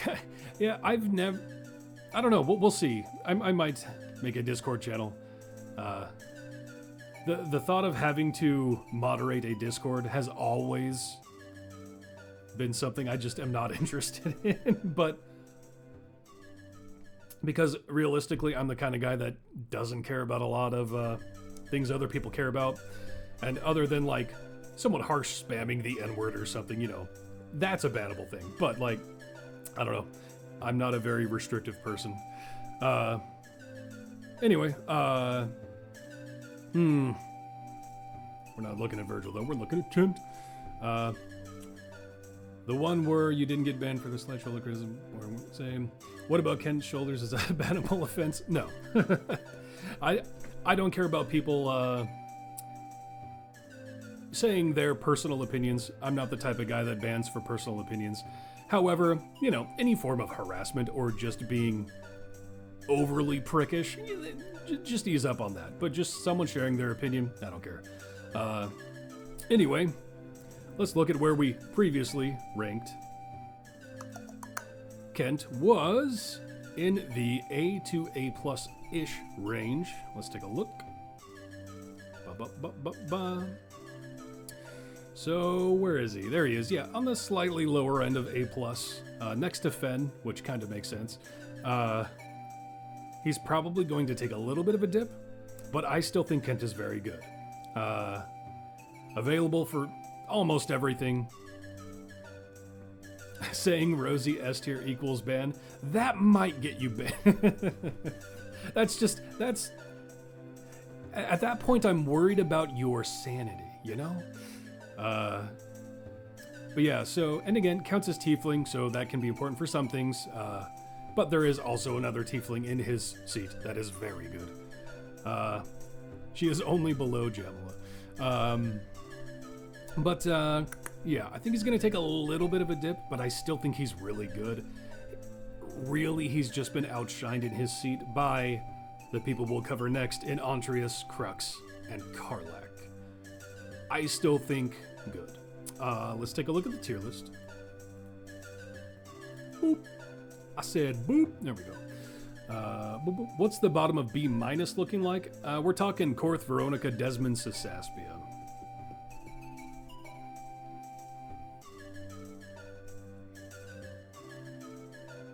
After the forthcoming rework in 2022. Yeah, let's see.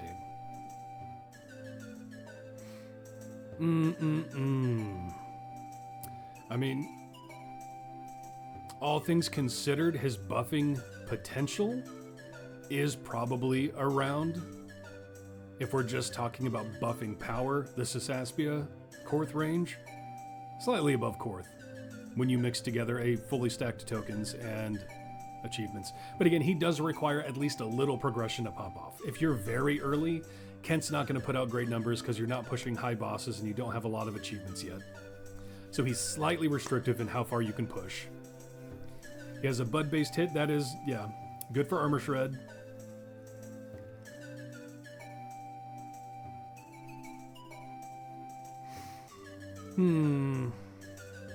Karlach has Bud too. She does.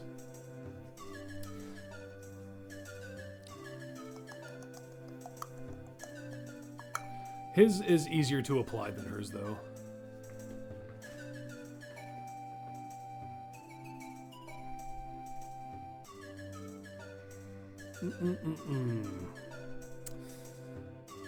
Yeah. Ah, man. You're thinking Kent is A- or B+.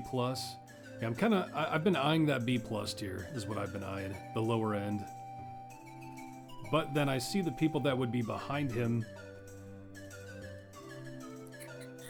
But he does get stronger, every campaign added. True, but that does kind of taper off a bit. It's not a huge, like, multiplier.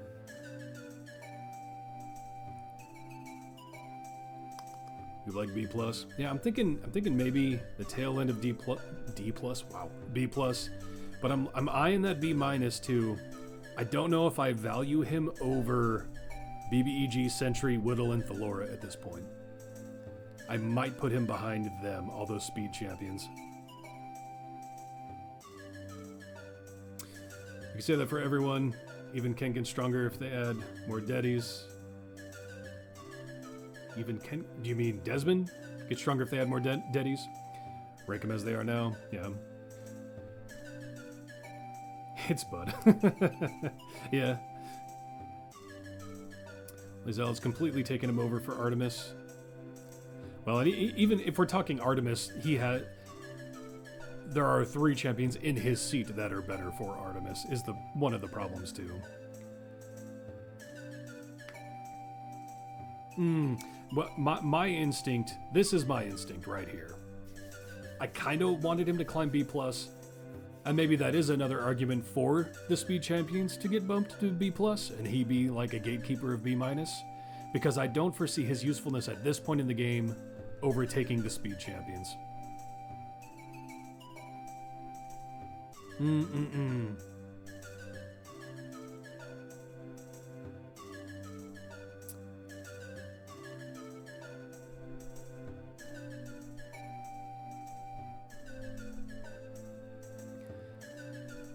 But not amazing. Put them in A- and Kent in the bottom of B+. I like moving the speedsters up. Yeah, at this point, looking at the list now, they might get a slight bump. I do struggle, particularly BBEG and Sentry. Yes, insta slots in speed teams other than absolute adversaries, but their buffs, BBEG's buffs is so restrictive. So restrictive. Almost no one that is a DPS. That's not true, but a lot of, because I mean Dirge can now, and that's very important, and Dahani. But,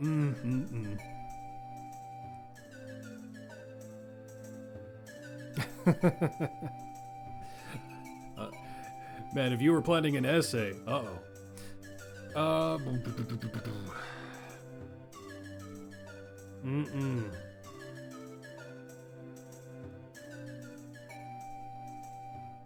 Yeah, and BBEG definitely is good for Elminster, and the fact he can be slotted with Dirge in an AA team in Narak's slot without messing up Folk Hero, really. Unless you have... Yeah, but... Do you want the Flash to hit you with some power of friendship? Wait, what?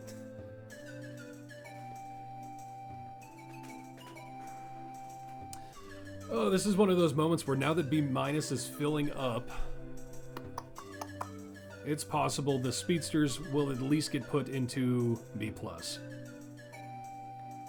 Because I do foresee Kent as a good, like, flat B, gatekeeper of the B-, but do I consider him higher usefulness than the speedsters?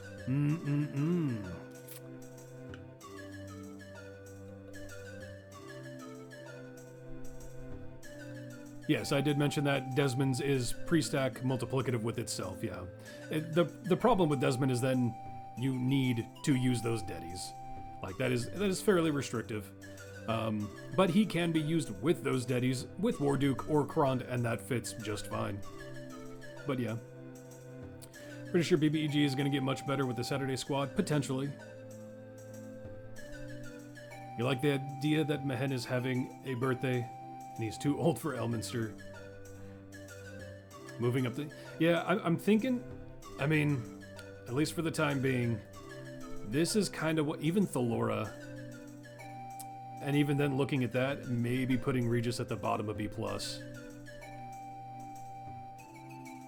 That's kind of where I'm feeling now that we have all those champions in there. I don't know.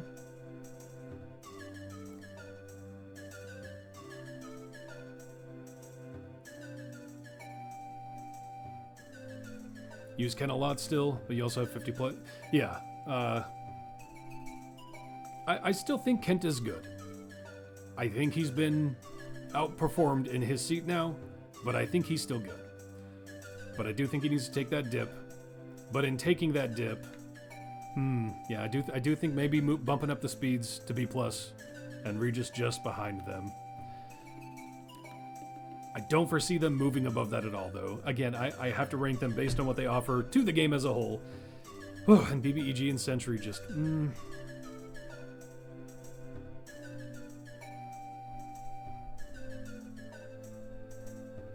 I mean, I know where you're coming from, Caius, but again, I also think you're undervaluing how not great they are in the other purposes of the game, and the purpose of this tier list is to consider their entire kit. You think Lae'zel might be worth bumping up to if we're moving up speed? I mean, the entirety of the Absolute Adversary speed does rely on her, but she doesn't have the greatest availability, and that really hurts if you are focusing an Absolute Adversary speed team specifically.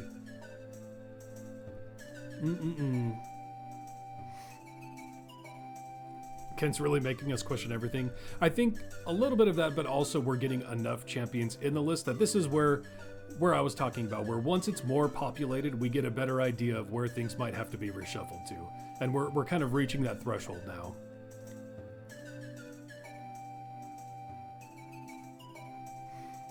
I think for now, this is where we're going to leave it, but like we just did, we're always going to reshuffle things around as we go.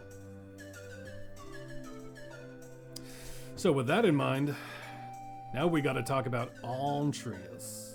Antreus. And Antreus is good, but kind of annoying. But good. Very good. So, Antreus. So, the core of his kit is Inspiring Song. Inspires each adjacent champion, giving them temporary hit points every 5 seconds and increasing their damage.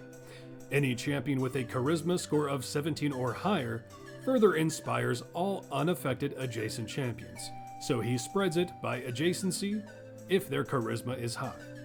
Now, his specializations are ways to increase that buff. He will increase Inspiring Song's damage for each bard in the formation, or each total ability score of 78 or lower, which that might become more viable as more Saturday morning squads come out, because they all seem to fit that niche, and Absolute Adversaries tend to as well. Or he will increase it for each chaotic champion in the formation, so take whichever will get you the best at the end of the day. However, we'll just take ability score for now. However,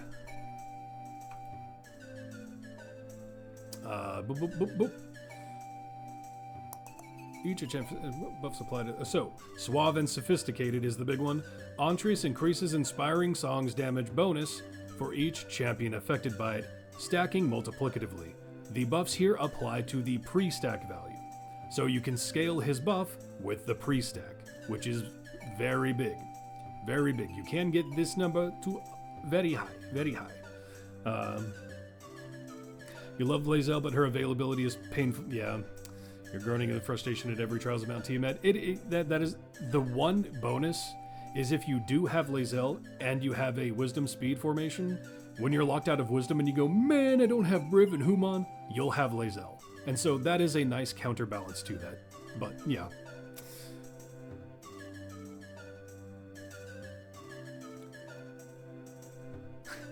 Loot. Girthy loot.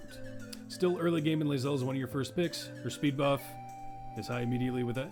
Yeah, and that is one thing the Absolute Adversaries excels at, is they are great for newcomers to the game. You get her speed mechanic if you've been building up their team just from the Ceramorphosis stacks. It's a very serviceable speed mechanic. I think they're very good for newcomers and just good in general. Will you rate Karlach and Crux at the same time? They're so similar. They are very similar, but there's a few differences. But yeah, they are very similar. So let's... I should have thought about that, actually. I should have slotted Charisma 17 plus people before choosing his specialization. But let's look at a list and see who we can combine with that. Let's take a look at who can qualify with a total of 78 with a charisma of at least 17. So we can throw in... What? Oh, it's not combining both of them on my filter. Nar!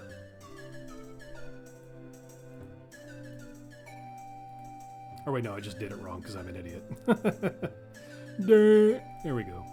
Yeah, that's not a lot of champions, but it makes sense that Nixie is one of them, as they are a part of the same affiliation. And that is another reason Antreus is kind of better than people from his affiliation, is he does require Charisma 17 people to spread his formation ability, and you can see now the adjacency has lit her up. But if someone who didn't qualify for it, they're dimmer. So Spurt won't spread it now, but Nixie will. So we'd want Spurt somewhere like here if we were using him, where he doesn't need to be adjacent to anyone to spread it. But, Antreus with Valentine makes him easy. I just want to say you really love the live streams. You like being able to interact with you and everyone else. Hey, and I do too. That's what I like, replying to the comments on YouTube, but that's not as interactive. I like the live flow. So glad you enjoy it, because I do too. Valentine and Birdsong, yeah, we'll throw... I mean, Nixie's good too, but we'll throw Birdsong out. Although, I was kind of trying to fit... let's see if anyone competes with that. Yeah, actually, see, I'm going to use Makos, because I selected his 78 or lower specialization, and Makos has the Charisma and the low TOT. So we're going to use Makos for that. I think Valentine is one of them as well. No. Or no, I need to remove her feet. There we go. We'll put her there. The dirge actually counts for that. Okay. And actually we don't even need... At this point we just need low TOT, actually. So... I'm just going to put low TOT. We're not making an actual formation, mind you. We're just making them fully qualify for his buff to see how high it can scale. And yeah, you'll work.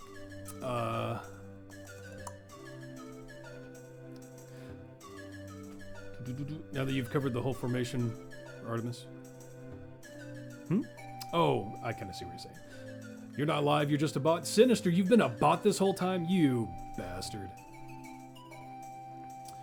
You know this isn't related, but as a general feel, we're about a Vondrafall trying to decide who to select for the next event choice. I've everyone unlocked already. You only have one epic... Okay, so you're saying you want a full epic Evandra? Lefties unite. I'm left-handed if that's what you're talking about. So I mean, it just really depends. If you need to push Witchlight,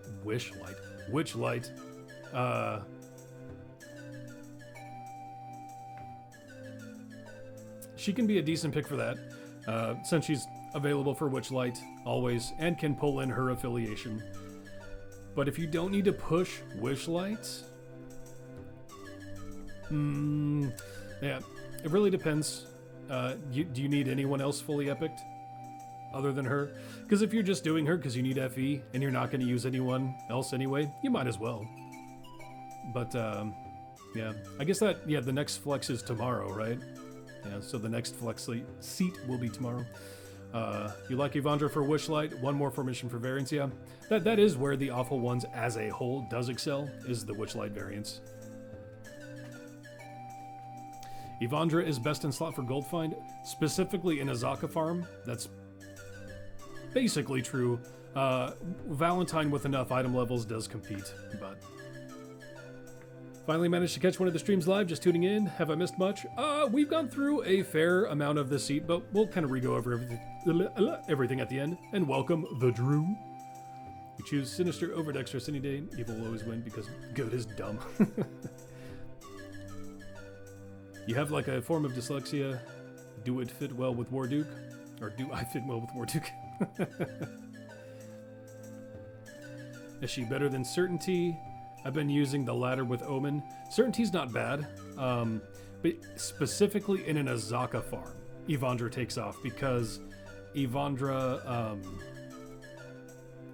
just pull her up real quick, even though we're not really talking about her, but we'll talk about her for a second.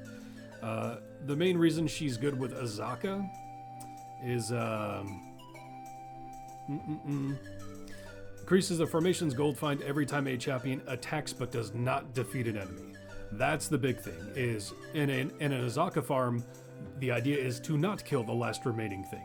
So you'll stack that all the way up, and that does scale well if you can stack it all the way up. That's why she's good for Azaka. Any other, if your gold farm consists of constantly killing things, then it's not good. It's not going to be as good as others.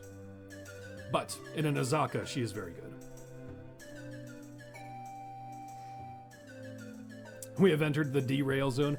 I don't mind the derail zone. We're just chatting, you know? We'll get to everything. I'll always squeeze in a full seat regardless of how deep we go.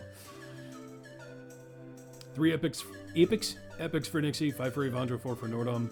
Yeah, and even Nordom, yeah.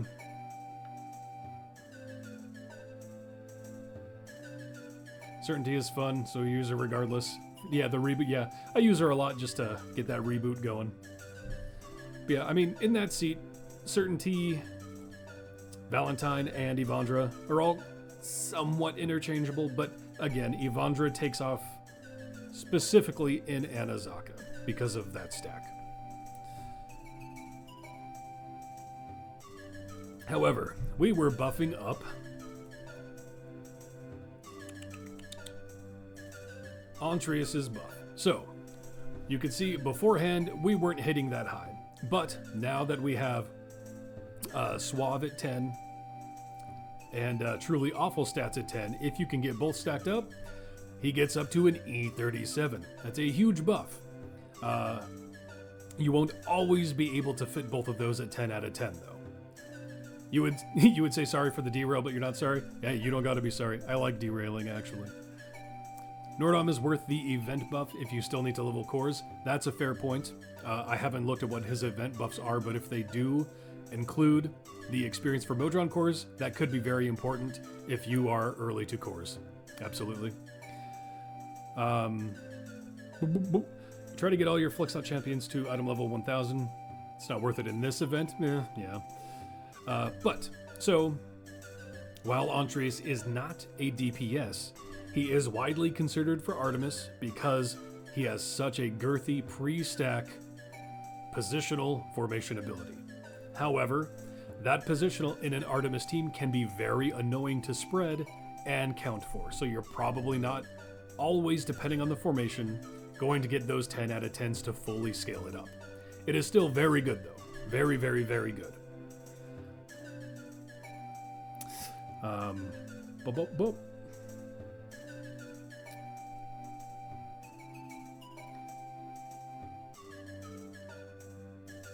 Send the streamer on side. Hey, side quests are the best quests, right? Also consider event buffs, which flex champ. I mean, I don't necessarily think you have to consider event buffs, but it is something to keep in mind. Absolutely, I think gearing them up is probably more important. Again, in a specific scenario like Nordom, with how unique he is, that is important to keep in mind if you need to level Modron cores. But Nordom tier 1 is toolbox, so yeah, that is something to absolutely keep in mind for tomorrow. If you need to level Modron cores, that buff will be useful. Your biggest issue... Oh, yeah, I don't know what... I guess they're considering redneck a slur. I'm allowing your comment, but I don't know why it auto... I don't have redneck as a banned word on my stream. I don't know why I did that. I grew up in the north. I know a lot of rednecks. Your biggest issue with cores is there, but they're pipeline. Oh, I didn't even need to. I see what you did. Yeah, I don't know why I did that. The whole Twitch discourse, yeah. Certainty is full of uncertainty. Yeah, we'll be covering her on this Thursday. That's with all of Seed 5. But, so, let's move on from Antreus and look at his availability.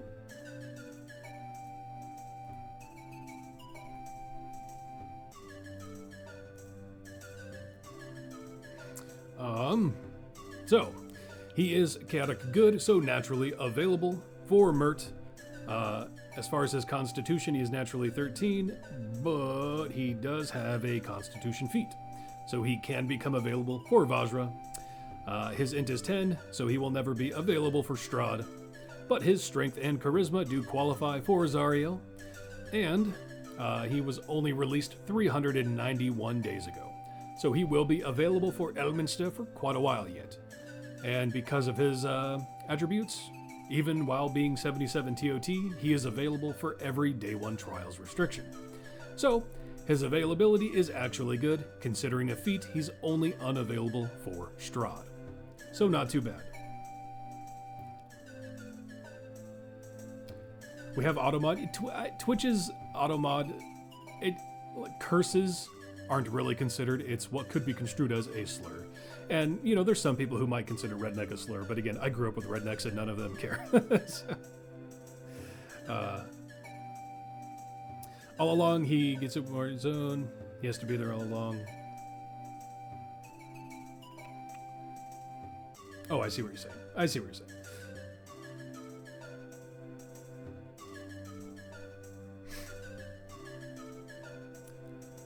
That's definitely leaning more one way, a different way. What's your name? Sinux? Is that how you pronounce that? I think that's there's an argument to be made for that versus redneck for sure. Those are two different things. But as far as where we previously had Antreus ranked, he was fairly high in the A+ range. Where is he? Yeah, in the A+ range, and I do think he is very good. I think he maintains that rank for the most part. But let's take a look at the tier list. That's not the tier list. This is the tier list. So, as far as what we're looking at A+, yeah, again, A+ kind of one of those slots designed for those who can pre-stack, right? And he has a pre-stack that works. He can get very high buffing. And he is part of the alpha ones that isn't as restrictive, as he just needs adjacency and people to spread that if need be. Whereas, you know, BBEG requires you to be 12 int or lower. Nixie requires you to be Charisma 17+. Avandra requires you to be neutral. He doesn't have that kind of restriction. So he scales better than all of them and doesn't require harsh restrictions. To buff it up maximum, you do need more charisma to spread it, but you hate setting him up, but his numbers don't lie. That's kind of the thing, especially in Artemis specifically. He is going to be annoying to position. However, he puts up good numbers. As much as it pains you to say it, he might even belong above Spurt. Potentially. Is that because I keep nodding my head? Is that why you're posting that? You'd put him above Spurt, but he's right in there. Yeah, I mean, Spurt's availability is not great. I do. Yeah. Above Blushi? That's definitely a slight more... I mean, if you put big investment in him, yes, he will put out better numbers than Blushi.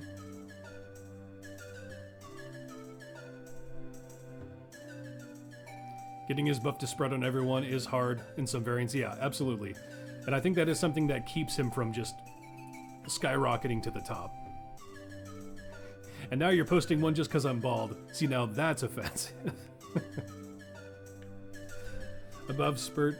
Yeah, no, Antreus is really good. He doesn't necessarily fit in every formation, but he scales really well with item level investment and is very good just right out the get-go.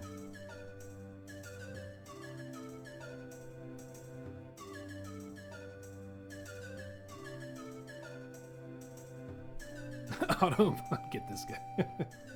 You're being offensive to me and my lack of hair follicles. Really like Spurt is at least one tier too high already. Spurt scaling is insane.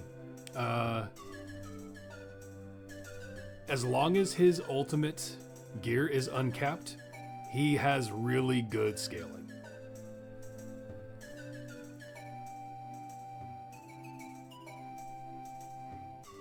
But I agree. I think he has the potential to be bumped down, but his scaling is very good. I do think they're going to cap his ultimate gear slot at some point too. I really do. So, but yeah, as far as Antreus versus Belushi, that is definitely a tight race.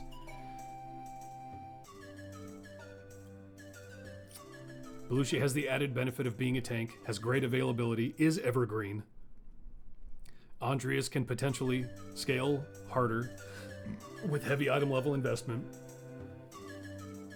Belushi also has the added Daddy synergy potentially. Those two are very close in that tier. For now, I do like Belushi being slightly ahead of Antreus. He is hard to beat with his buffs, for sure.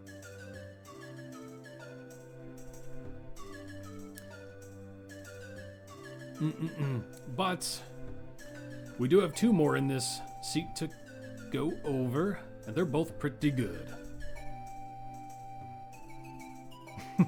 Belushi wins, you use both. Sorry, it's a clear cut. I don't know if it's a clear cut, but I think there is an argument to be made. I foresee Belushi staying just above Antreus. But let's move on to Crux. You think Belushi is better because she's a cute little frog? I don't know if she would appreciate being called cute. Isn't she, she evil. She mad. She heckin' emo, bruh. Let me get that feedback on her so I don't have that exclamation.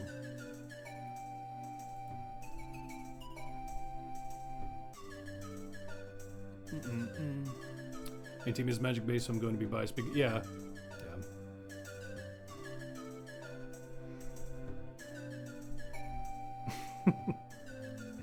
You ditched Belushi, use Evelynn mostly now, on the basis of being easier and not requiring me to do anything. Antreus, if you get him in the formation, you can forget him.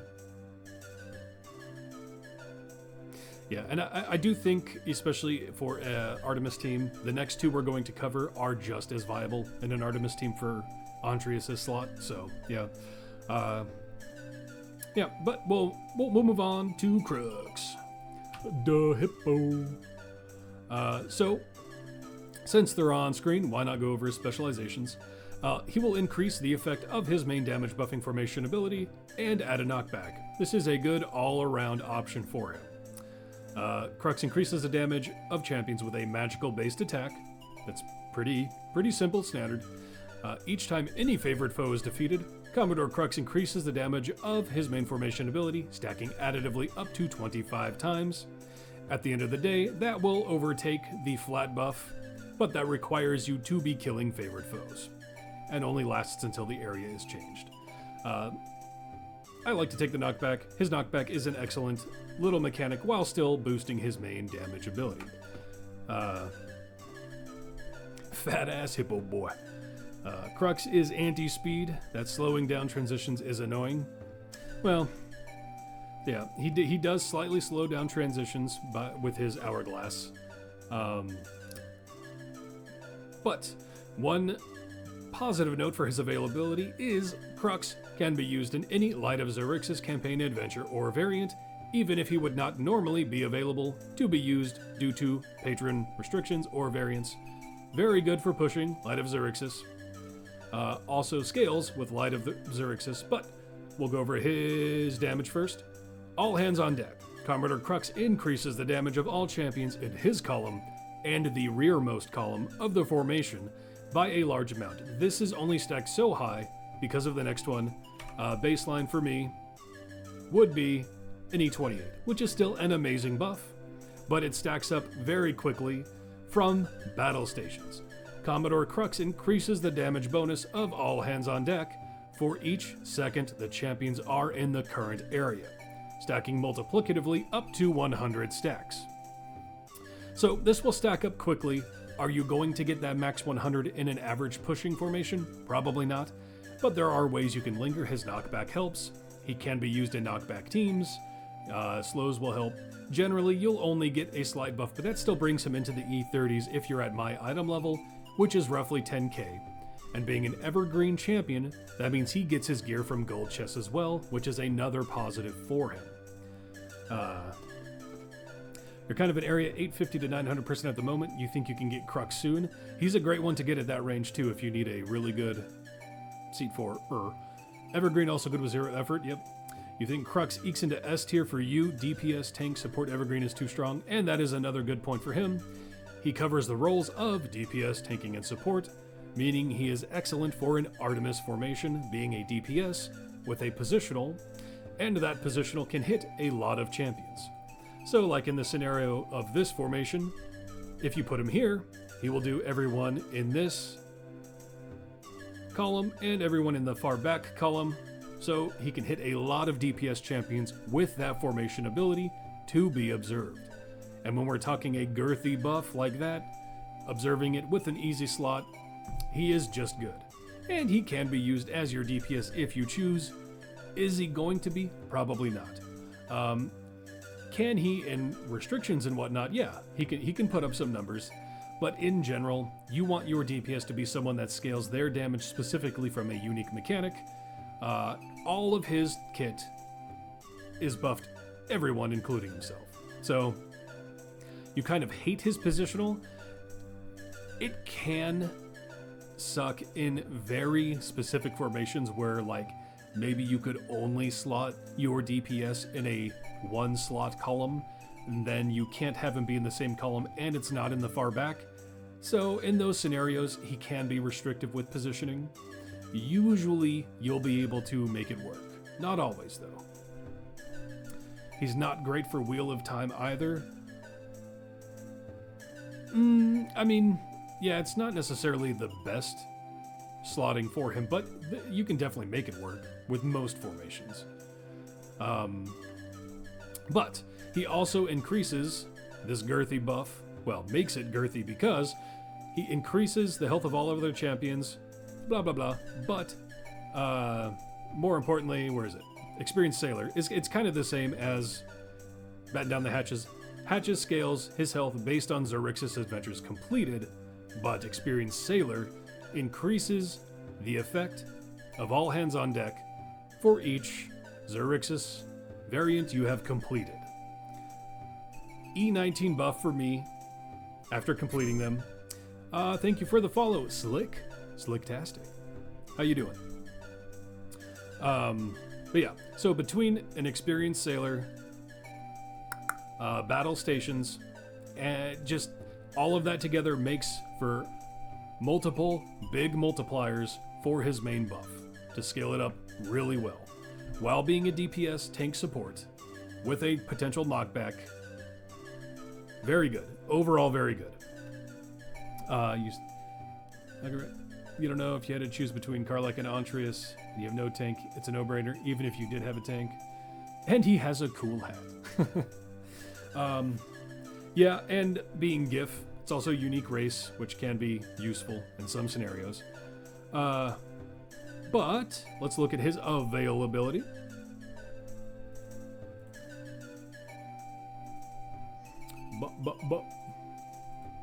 So, being good, he is naturally available for Mert, and he will have a dexterity attribute feat, but that is it, which can be useful because that qualifies him for Zorbu's Hunter's Pack, which requires 15 dexterity. And in an Artemis formation, if you're using both of them, you'll want Artemis adjacent to him to be one of the DPS observing that positional, so that feat can be important. But 14 con works for Vajra with his 17 con.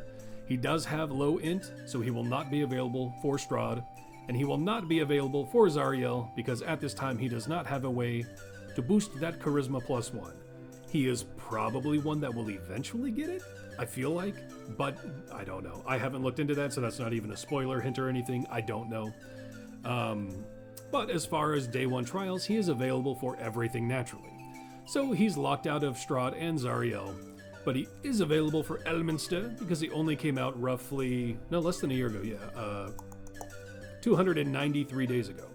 So he, as an evergreen especially, being available for Elminster, that can be huge because Elminster does lock out all core champions and most evergreen, but there are some variants that require you can only use evergreen, so he's a great pick for those.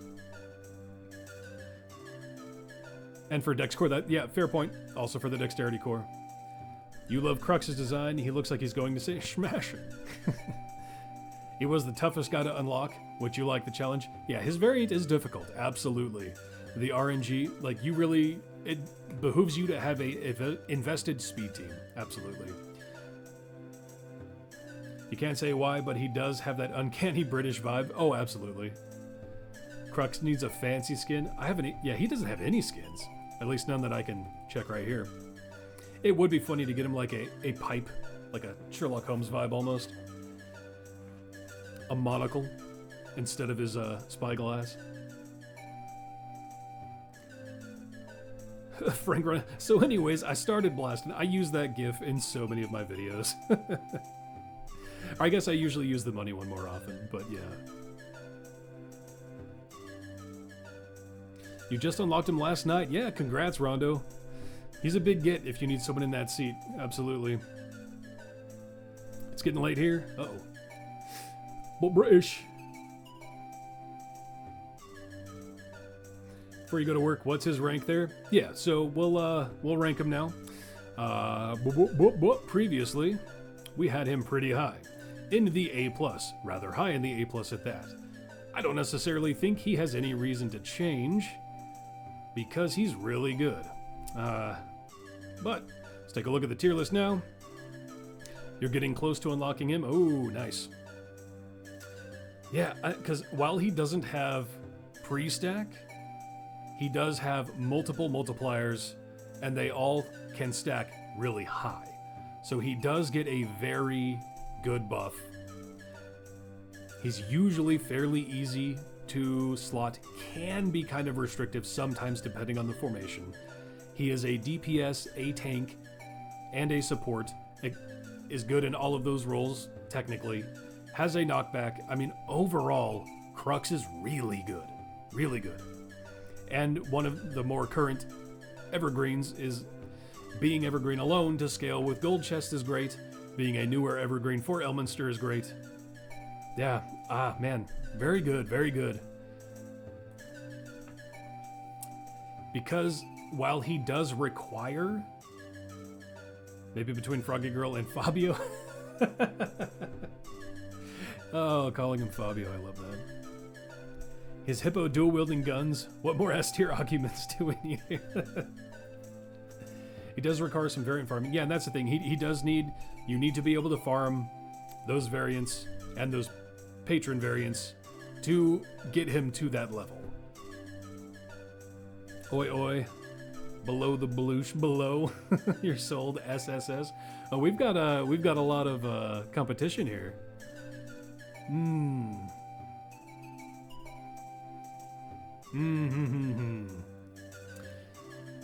Belushi requires you to push really deep for her to take off. And even then, Crux very likely to put out better numbers than her. Not by much. Once you fully buffed him up. S is a tough sell. Yeah, he's like almost dipping his toes that high, but man, move Belushi to S tier. Right on the other side of Belushi, you think him as good, but Belushi good? His numbers pump up higher than Belushi for me in most cases. Let's get this set back up. I haven't fully farmed. I haven't gotten to like 2,000 or anything. And again, once we stack up Soul Gatherer, but usually Belushi is going, for me, to be sitting at like an E30 to an E35 at absolute max fully pushed. And if we've lingered for a while, all hands on deck is E41, and even if that's at fully 100, you know, where is it? Yeah, even at a full 100 seconds, but just with a couple seconds, he's already on par with Belushi and just gets better and better.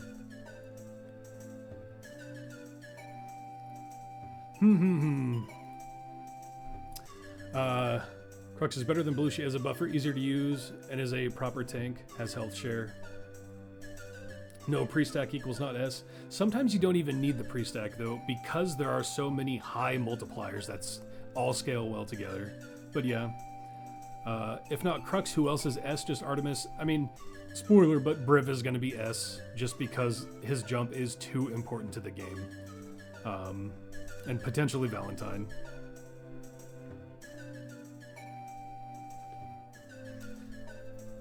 I can see an argument for Valentine being the absolute A+, but she might get S2. We'll talk about that Thursday. But yeah, I mean, Crux is really good, though. He really is.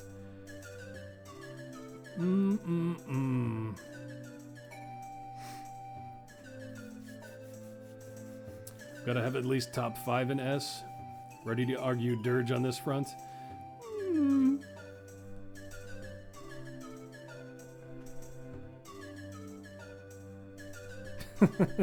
Is you high? No, I not high.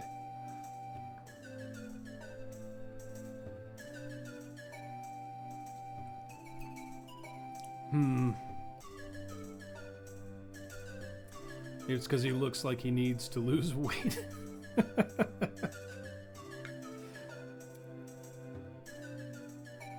And hotness. Man, we could do a hotness tier list. That'd be... I'm sure that would offend a lot of people. Oof. We'll do one for the dudes, though, too.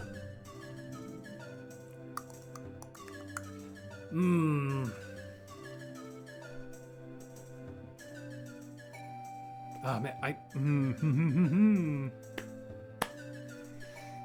I do think once we've fully tier listed this out, we'll definitely go back over stuff once, like at the end, once everyone's in there. And if we do have a lot of just really good people bleeding into A+, there might be a few that sneak into the end of S. But at this time, you still think Andreas should be above Blushi? I think Will deserves A, but I don't know about Dirge. Maybe for the availability. And Karlik is going to slot between Crux and Andreas. S. You think Will? Oh, I see what you're saying. Grandma may not be hot, but she has been around. He knows what the shell to do. I might have to ban you based on that pun alone.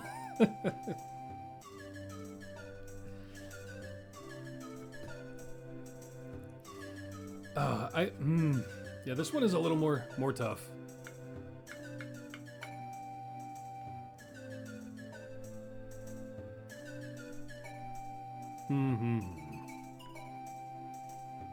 What was that? I think so far none of the A+ people dip anywhere close to A-. Maybe Spurt. Yeah. I mean, yeah, Spurt's availability is really bad, and Spurt does need a lot of item levels to take off. So, we got a good, she shouldn't be there, like Vi or Strix.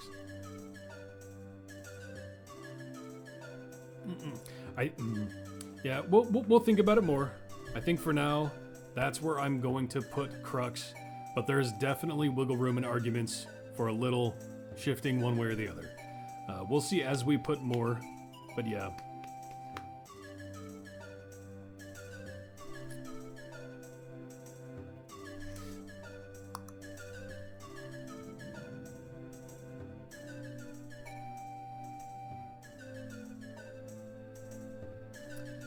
Yeah, it depends on your formation really too, right? If you're doing Warduke or Krond, Spurt is one you're likely going to be using and investing in anyway. But if you're using a lot of other DPS picks, you're probably not going to be using Spurt. Gale is going to go down one. Yeah, and that's fair too. Antreus, Belushi, and Crux will probably outpace Gale at the end of the day.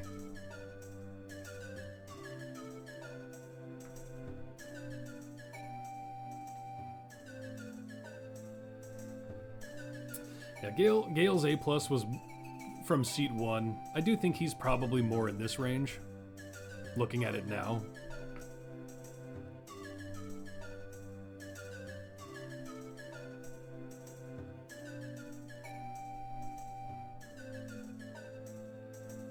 You don't cridle? What do you mean you don't cridle? What are we talking about?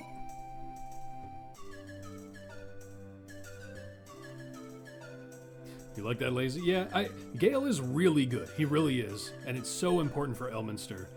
But now that we've had a couple more A-pluses sneak in here, I do think that's more in line with his placement. But we're kind of cooling down here when we have one more champion to look at. Now move the Hippo down. I'm not so convinced yet, but let's look at Karlach first. 'Cause we got one more to go. One more to go. Oh, already leveled her. Okay. Karlach. Mama K. She is very good.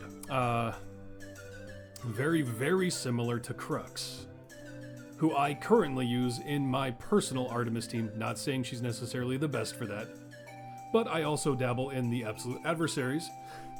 So for the sake of counting for both teams, she's good. But let's look at her kit. So, like Crux, she is available for a patron, but whereas Crux was only available for an adventure, or campaign rather. But as a champion of Zariel, Karlach can be used in any Zariel patron adventure or variant, even if she would not normally be available. So, a good notch for her availability there. Her main buff being the Fury of Avernus. She increases the damage of all champions, including herself, in her column and the column behind her.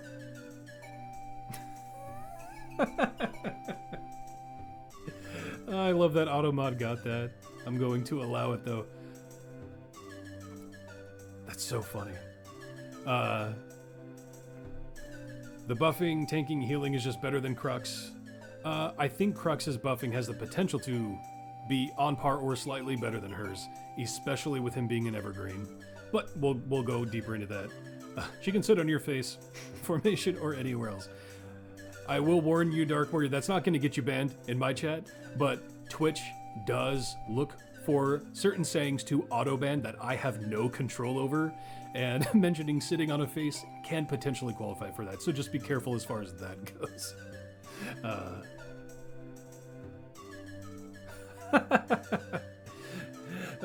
This chat used to be normal before you brought up those thighs. Hey, you are the one who keeps bringing up Kane's thighs, it's not me. I'm probably going to add Kane's thighs as a hidden image on this screen, but that has nothing to do with anything. There's more Zariel variants than Xerxes ones. Yeah, true. As far as availability goes. Stream on YouTube. See, okay, so I will say a lot of people wonder why I'm not streaming on YouTube. I'll cover that just really quick. I might try, I don't know if my hardware can handle it. I might try to do both. However, a problem with streaming on YouTube is if I make a joke YouTube doesn't like, it doesn't affect just my stream. It affects my channel. So if I even just make some passive joke that's stupid and filthy, but they didn't like it, I will get copyright strikes out the wazoo just on my videos. So streaming on YouTube can affect my channel as a whole, and I don't like that. YouTube is not great for that. This Karlach increases 10% versus Crux 20. Takes a lot to catch up. Yeah, but she has more opportunities too in that scenario. But yeah, we'll get back to Karlach. I use Stream Elements. Being from the Absolute Adversaries, she of course has Ceramorphosis. But her interactions with Ceramorphosis is a bit different than the rest of the affiliation as a whole. Most of them scale their main formation ability with it, and it's usually a pre-stack multiplier. That's not how it is in her case. But she does offer one Ceramorphosis stack, and she will increase the health of other champions by 20% of her max health, plus 2% for every Ceramorphosis stack. So, she has decent health sharing based on Ceramorphosis, and through her specializations, can scale Ceramorphosis. Thank you for the follow. Oh, hey Mars, how's it going?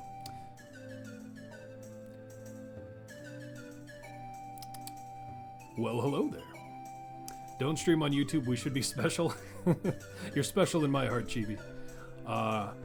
So, we were looking at Karlach and her specializations.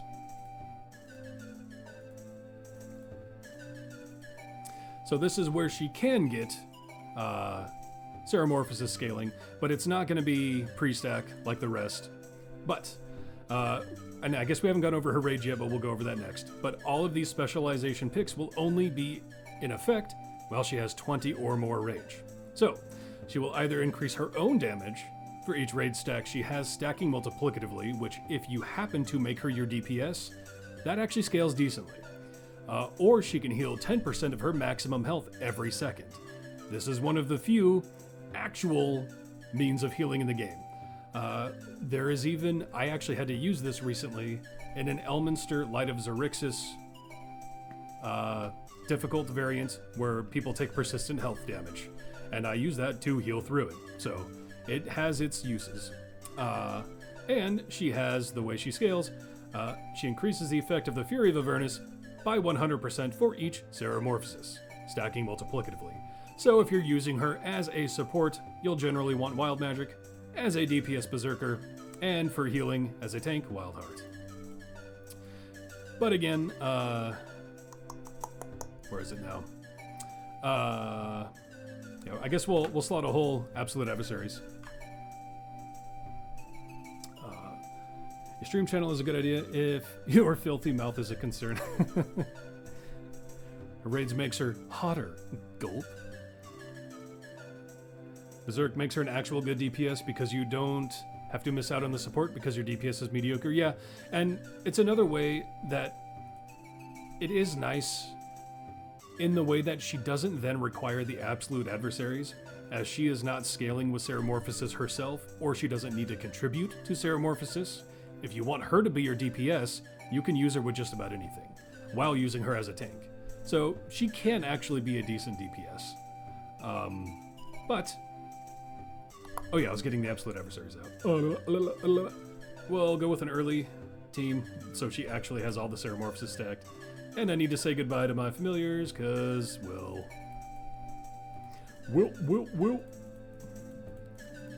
This isn't any kind of... Oh no, that's not even... Yeah, let's make her him Viconian. I am just looking to max out Ceramorphosis stacks with this crew. That's all I'm doing here. Crux gets to 100 stacks faster than Karlach and doesn't need to use an ult to unlock it. True. But if we're talking about just lingering in general, he's probably not going to get to 100 stacks in a basic run anyway. So him reaching 100 and her reaching 100, you're gonna be staying around anyway. But the ult choice is true, or requiring the ult. So, Wild Magic. So again, unlike a lot of the formation or the champions that use Ceramorphosis, her Ceramorphosis scaling is not pre-stack, so it's not going to be crazy high, but it still helps. But she keeps them and doesn't need to bud spike like Crux. What do you mean by keeps them? Because if we're talking about her stacks, she doubles it with her ultimate, and those do fade, and you would need to refarm them up once you kill a boss in progression. So she doesn't keep all of them. But stacking on Zone 1 for Karlach takes much longer. You definitely... If you're looking to just bud stack her, it definitely depends on where you are. But let's say you're in like Trials of Mount Tiamat. Again, I kind of went over this before, in that you can go somewhere where there's like an armored or hit-based boss that respawns, and you'll want to remove all familiars so familiars aren't killing things, because you need her actually hitting things. So if you have an armored or hit boss-based thing you can hit, it stacks up pretty quick. Or if you only slot her in Zone 1 first and then slot in familiars and other champions, you want her to be the one getting the hits for her rage. If you activate her ult, the stacks stay until you kill a boss. Without the ult, but we'll finish going over her kit. So rage. Whenever Karlach attacks or is attacked, she gains a rage stack, capping at 100. Because right now of her ultimate being active, increasing the rage cap to 100 until I kill a boss. And Infernal Engine's Bud base damage increased by 100% until completing the next boss. We'll get to Infernal Engine in a second. But, so, she increases the effect of Fury of Avernus for each rage stack. And again, if you were taking her personal DPS, she will scale her DPS specialization based on rage stacks as well, on top of that. So yeah, that gets pretty high when her ult's up, and that is one way to very much scale up Fury of Avernus. And then Infernal Engine. On top of all that, while she has 20 or more rage, she ignites on fire, dealing 0.1 second of Bud base damage for each rage stack she has to an enemy that attacks her. So, at 100 with her ult, that's up to 20 seconds of Bud. Again, the problem then being she needs to be taking a hit. And sometimes you just can't take that hit. So a lot of times you can, but if it was just like as they got close, like a Strix radius thing, that would be a lot better. But requiring to take that hit, But yeah, and then Wild Magic is the specialization we took, but then Experienced Gladiator. The other way she scales up, and the main way really, she scales up Fury of Avernus. Avernus. An Experienced Gladiator. Karlach increases the effect of the Fury of Avernus for 10% for each Zerial patron variant you have completed, stacking multiplicatively. So she really takes off when you can knock out those variants. I mean, you can see my boost is up to an E20. That's huge. Huge. So again, like Crux, who scales with completing Light of Xerxes, being a tank, being a DPS with a positional, she's very similar to Crux. But yeah. Taking a hit with AA is less risky because of invincibility. Oh, that's fair. If you're using Dirge as your DPS, you can revive. Very true. Not to sidetrack again, but we need a new BGM for Thursday. I have used a different song for the intro and the ranking of every episode so far. Have you seen the YouTube video when it's an animation? It's about meeting Karlach in his super simple style, when Karlach is all detailed and hot. Oh, you. I think you need to get hit with the horny bonk. Horny jail. Yeah, so DPS tank support is good in all roles. It gets up to a girthy buff. Again, my Crux personally slightly outperforms Fury, but they are very close. An Experienced Gladiator will have a lot more stacks than Batten Down the Hatches over the years. True, but again, generally rank them based on how they are now, not how they might be. You mean the song is a banger? I don't think I stopped doing the signature tier. I don't even, it's just my autism, right? I've probably just been doing this the whole time. I don't even pay attention to it. The song, I will say this song probably hits harder if you grew up with Mario 64, which I did. Yeah. Anyway. Does the enemy have to hit her or just attack her? That's actually a good question. Based on the terminology,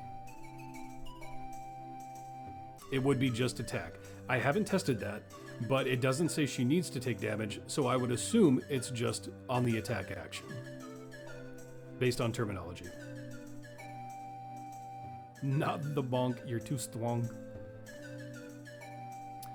We need the Mario Sunshine theme song, but the version that never really started. Oh, dude, that would be so triggering to just have a song. Or we could hit up, you know, Foo Fighters, the best, that just says that the whole time. Just the whole stream. But also, I tend to lean toward Mario and a lot of Nintendo for background music, simply because they don't usually care on YouTube videos. Whereas, like, the intro music songs I do so far usually do, so I have to cut out the intro when I upload it to YouTube. But, yeah. DBZ Tenkaichi tracks. I haven't thought about the tracks from Tenkaichi. I was admittedly more into Budokai when I was growing up than Tenkaichi, personally, but tier list of entire bench seats sometime. Like, seat 1 is 8. Oh, I see what you're saying. Rank the seats. That's definitely harder nowadays. There's a lot of good champions and a lot of different seats. Oh, but let's take a look at her availability. That's what I was forgetting to do. Whoop, whoop.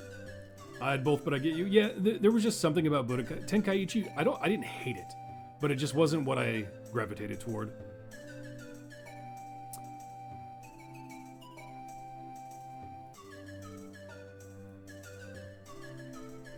Man, yeah, just thinking about the seat tier list, that would be interesting because it would have been easier to do back when I started. But now, oof, yeah, that would be a head scratcher, but it could be interesting. All right, Karlach tier list, or tier list available. Karlach tier list, S tier. Moving on. Karlach is Karlach, therefore. So she is good. So unnaturally available for Mert. Let's see if she has any attribute feats. Nope, nunzo.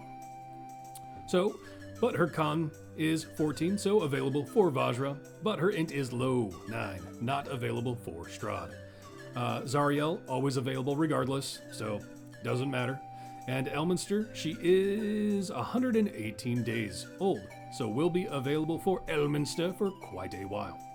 And as far as day 1 trials, that int will hold her back, but she will be available for every other day 1.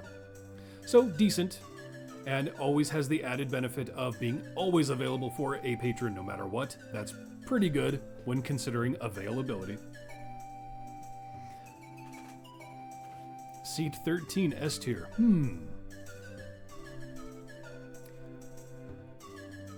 Tyrodax tier list of Tyrodax tier list. That's getting meta. Probably seat 9 and 10 as lowest. No idea about the rest. 9 and 10 still has some bangers though. Oops, not that scene. For reference, that is Virgil offering me a monster, if you couldn't tell. Anyway, that's my background. Seat 9 and 10. Yeah, 9 is interesting. I mean, Birdsong's a banger. Ayla's a good debuffer. Shaka's a good buffer but annoying. Uriah kind of sucks. Nordom has his niche. Lazap kind of sucks. Morgan needs some work. I mean, yeah, Diana definitely helps seat 9 now. Seat 10. I've always liked Virgil. Wolfgar and Barrowin have been buffed up. Okoria's great for speedsters. Torgar's great for evils. Rosie, Tyrrell, Yorvin, Eliwick. Pretty mid, but yeah.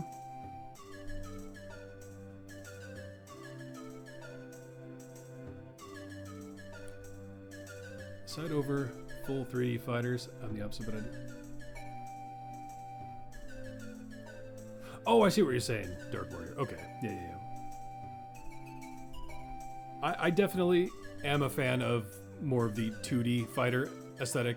Tekken is okay for 3D fighters for me, but I like side to side more personally as well. It's probably because I just grew up with Street Fighter, right? But and Killer Instinct. Don't get me talking about Killer Instinct again. I love Killer Instinct. Lack of Ceramorphosis pre-stack puts her below Gale in your opinion. However, she has great availability, is a tank, and has a place in an Artemis formation. So I mean, all of those are good notches for her.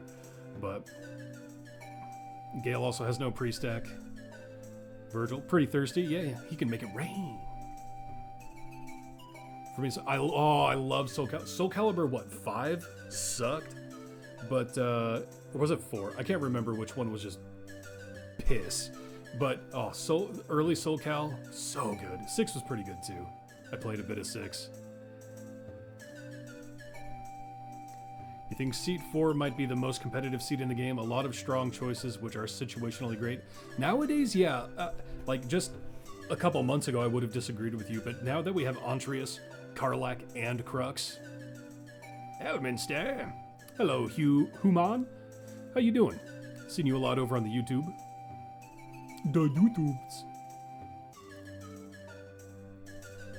Elminster variants are easier than Zariel, at least for now. I don't know if I fully agree with that. It depends on the variants we're talking. Seat 7 feels very lacking. I mean, yeah. I think Venersa, Jim, and Catti-Brie are standouts there. Egbert definitely has his uses. Xeraphon is good. A lot of people like using Black Viper as their DPS. Jim is so good now, though. 5 was one of your favorites. I hope you don't mean 5. I don't. Thanks for the follow. Fluffy Kitten is what showed up, but his name is Fluffy Cockrings. Welcome. I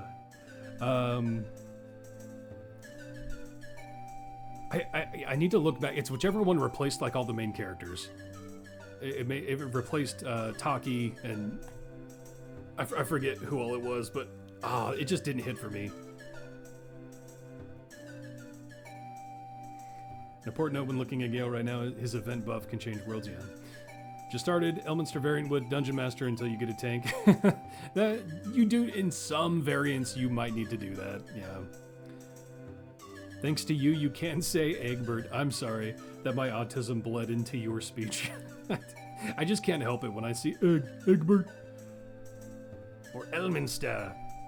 You've knocked out 102 rather, Elminster variants, whatever, just putting A in the background. Yeah, Absolute Adversaries is pretty much the best option for Elminster right now, absolutely. Xeraphon, once and ever again, you feel like you're filling out tax forms.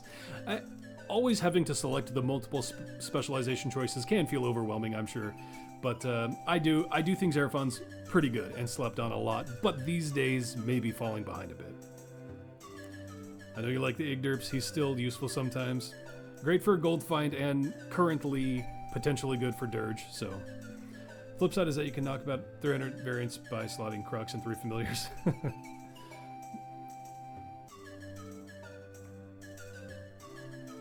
All right, well, we kind of lingered off, but we got a rank Karlach. We got a rank her. Got off track a bit there. That's okay. We'll get more off track in a second after we rank her. She is the last of the day, but we have more of the stream to just chill and talk. I had her in the lower end of A+, which nowadays she's probably gonna be technically a little higher than that, all things considered. But we'll take a look at the actual list. Yeah, I think she still is. I mean, she is so close to Crux. So similar. Still has decent availability. Oh, it's really hard. Really hard not to have her hand in hand with Crux. They serve almost the same purpose. A or A+ for you, not S, yeah. A lot of A+s out there. Right beside Crux, between the hippo and the frog. Above or below is personal choice, but they're basically the same, yeah. I think she has more usage than Crux. You know what? In light of the Absolute Adversaries popping off right now, I might edge her slightly above Crux, because AA is very popular right now, and for a good reason, and she is perfect for them, and doesn't even need to be used with them. And is good for Artemis, can be good for Tiefling, like Faridas, or other Tiefling-based formations. You think Crux, Belushi, Karlach, Crux? you aren't letting that go, are you, Dark Warrior? You need Belushi above them. I just don't agree at this point. Looking at the raw numbers as far as my personal account goes, they definitely take more farming, and that's a knockback. But she needs to push really deep, Belushi, to get really good. It's especially interesting to watch this and compare against my power testing notes of her, for her. I would be, because I haven't watched streams in a long time, and that, like, nothing against you or anything, I don't have time to really look into that. I remember watching a stream of yours a while ago where you had an account that was like, what, item level 100, and they were all in rares, and that's an interesting thing to look at, because that changes a lot of things. But let's see, I've been missing some. Let's see, you agree? Looks good there. I think Crux beats Karlach. Belushi, Karlach.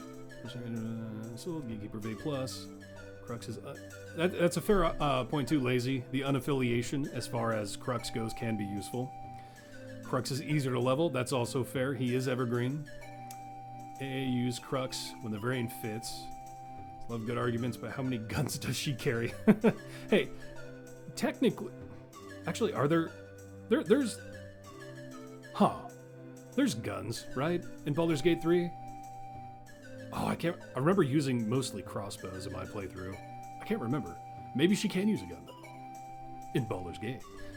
DPS that can buff herself isn't something you see often. Don't forget left spec. Yeah, no, I think that is something else, too, is that she is a better DPS if you slot her as a DPS than Crux.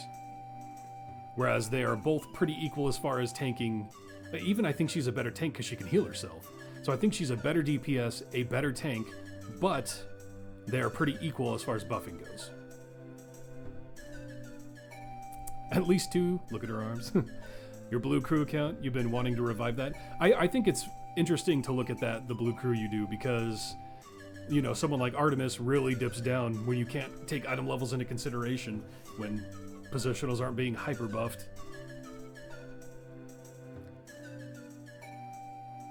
Tough sell on better tank she has, but she has some of the best personal healing in the game is the thing. And if she happens to be slotted with another tank, like if you have Briv and Karlach side by side, their healing is actually really good together. Really good.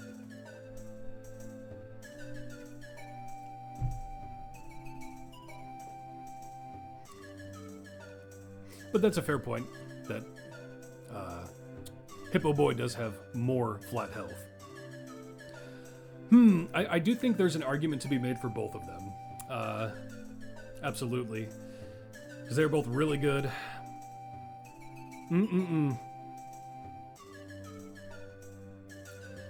Right now when you hit the wall, attacking Karlach is the only non-ultimate that can kill.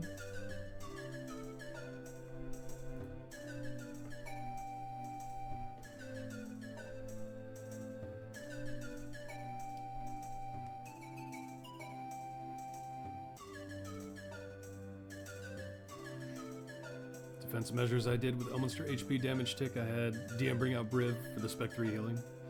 Yeah, DM getting Briv and every Elminster run I've done, every single one, I've brought out DM just to see who he would bring in. I have never seen Briv yet. Not once. I'm not done with Elminster yet. I'm getting there. I have a fair amount of Sword Coast left and that's it. But yeah, I have never seen Briv from DM in my personal runs. I'm liking where we're looking right now overall. There's definitely some arguments for some wiggles here and there, but I'm liking what we're looking at. Does 9-jump Briv give decent buff numbers? That is Briv's biggest problem, is his buffing will never be that great. Never. Even at 9-jump, he's not going to put up great numbers.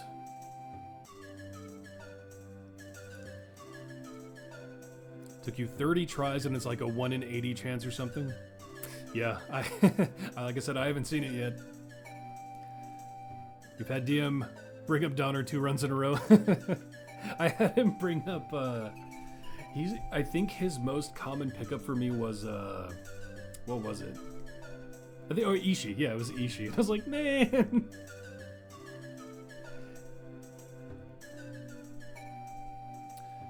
How many jump Briv is my jump? I'm just below a 7 jump. I do need to focus back on that. I haven't cared to get to 9 jump. I need to.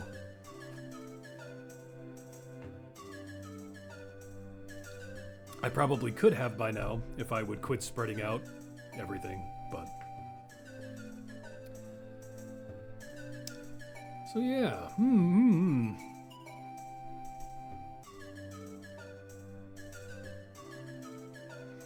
He's a tanky boy, if you want to use him for that, but definitely not a buffy boy, yeah. That said, just curious, you know, healing pigments work with Briv? I believe they do, yeah. Who do I want to most see reworked? Out of who we've covered so far, or everyone in general? Because that would definitely change. Zariel perks get you way over 100%. Well, yeah. His healing is affected by other measures as well. let's just say seat 4 for now. If we're just talking seat 4, I would say definitely Ishii, actually.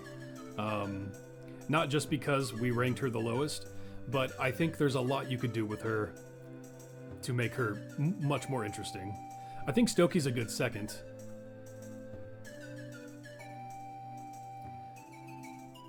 Polton too. Polton needs love.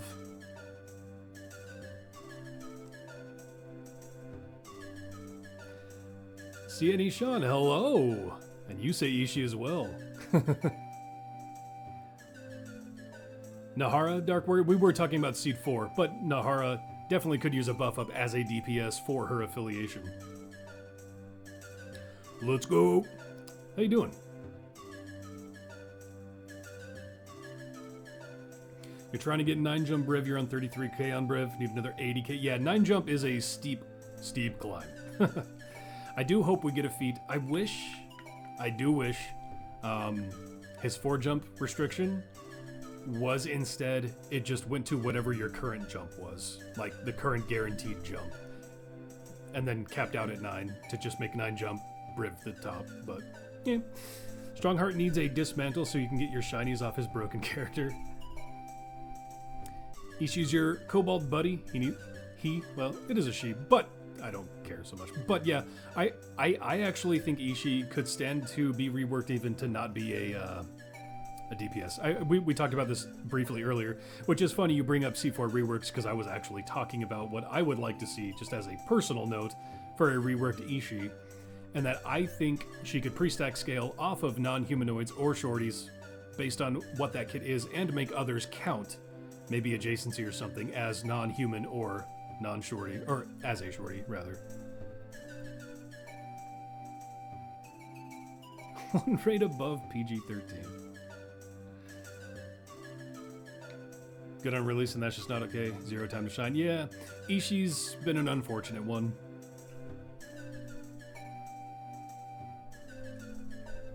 I even forget, there was a slight rework to her. I forget. That was too long ago, and too many things have happened that I forget how she used to work, actually.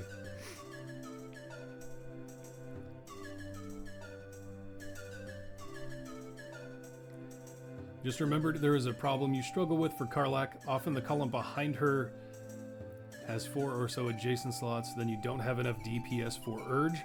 Yeah, positioning as a whole is kind of a problem for the absolute adversaries. Especially with the fact she's technically the only dedicated tank. You can make Minsk a tank, but he's not the greatest via Dynahair. But yeah, that does make positioning kind of oofy. She's a product of a different time, almost like she's from a different game. Yeah, and that is kind of a lot of these lower champions. That is the problem, is they're from a different time, different scalings, different, no pre-stacks, you know, all that.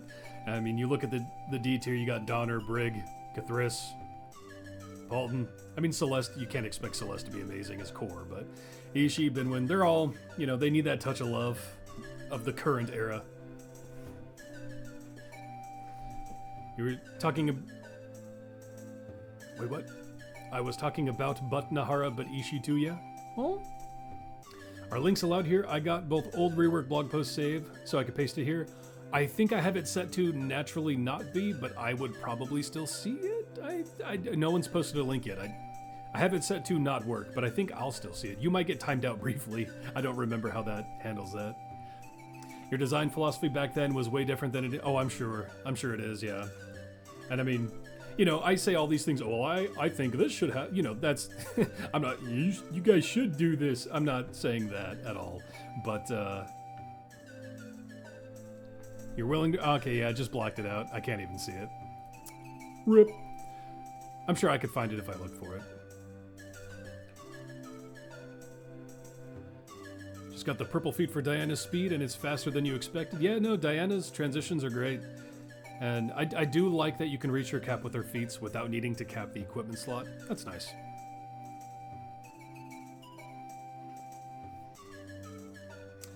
If you want, you can, if you're on the Discord, you could link it to me on Discord. I'll find it there.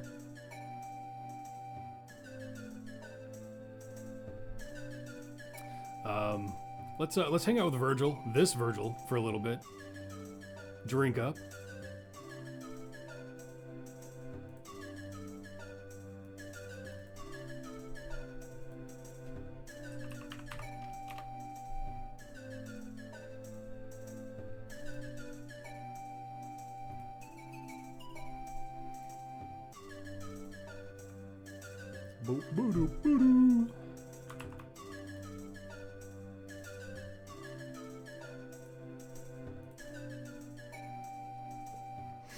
Okay. Community engagement is important. Oh, I see. You like that Diana makes the flow of animation faster? Oh, while the transition speed buff is active, yeah, the game acceleration. Diana's brought your PC to its knees. Oh no. You used to be able to have 3 background parties doing something useful and only lose about 500, but switching to Diana can you almost nothing? That's unfortunate. She also makes chest open faster, yeah. Game acceleration mechanics will do that, and it's funny that she does peak up to that 50x if you have it all set up right.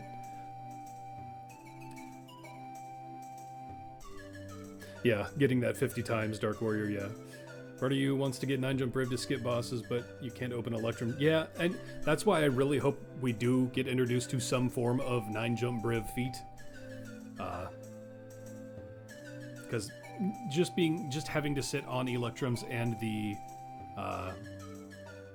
weekly chests, if they include Briv, does kind of suck for that. But let's take a look at these sites I was linked. So, I'm going to open them in this browser, though.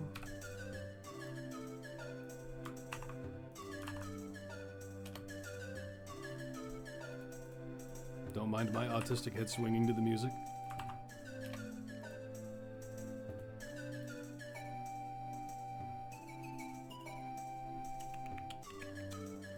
Okay.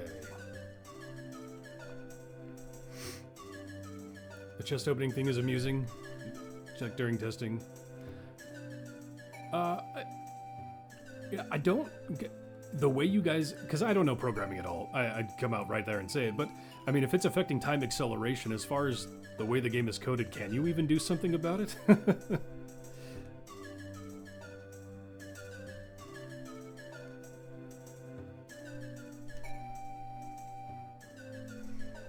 Was this music from? It's so familiar, just can't place it. Yeah, Super Mario 64. It's the file select menu when you're deciding which save you're going to load.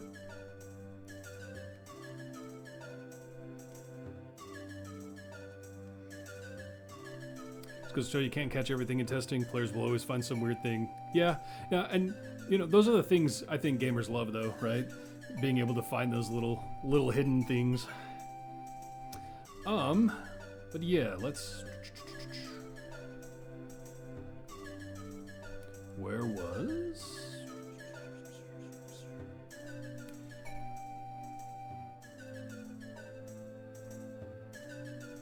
See, the original rework linked to me from Ishii was from 2020, and I just couldn't remember what it was, so we're going to take a quick look at that. We'll go with... Actually, this should catch it, if I do this, yeah. Showing Ishii a lot of love with booster DPS and gold finds, some of her abilities. So monsters are people 2 ability now stacks multiplicatively instead of additively, which was a boost. We've increased the base stack size, increased the base effective let's find some treasure. However, this ability continues to stack additively. Specializations wait for it and clear amount have been removed.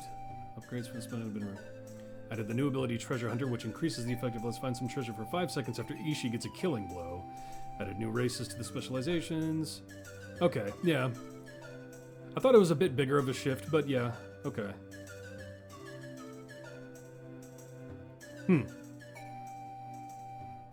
Gotta go, catch you Thursday. See you later, Sinister. Have a good day. And yeah, for those curious, I will be streaming again on Thursday, 11:30 PST, going over Seed 5. We're in the cooldown now after completing Seed 4, and this is what our tier list currently looks like.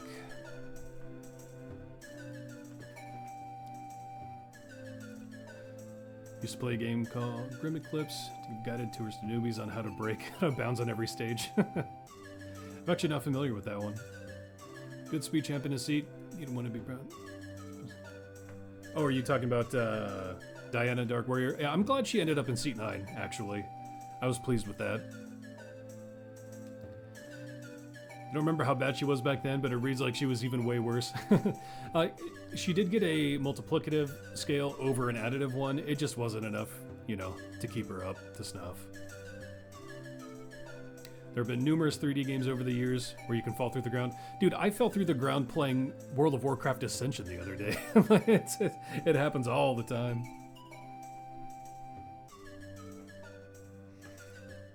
I think it would have been hilarious if Diane ended up in seat 5. Bro, that would have sucked so hard. I would have hated that.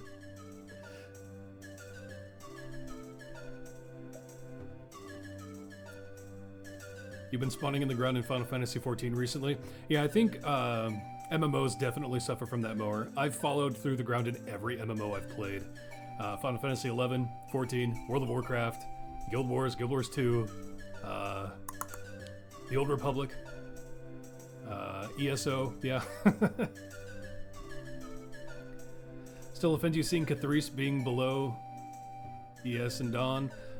Yeah, that's the thing though. Like, when we ranked them, the idea was, when do you use Catherice? Kinda never, right? Whereas Donner, you're at least gonna swip him in for a sticky debuff. That's about it, but yeah, Catherice just, he's not terrible. He's just not really used. We try to avoid that seat placement is different, or difficult rather, yeah. No, absolutely, especially with speed, like, because it's hard to even consider a speed champion in seat 5 anymore for you guys, just because everybody would be up in arms over Briv. And yeah, losing gold.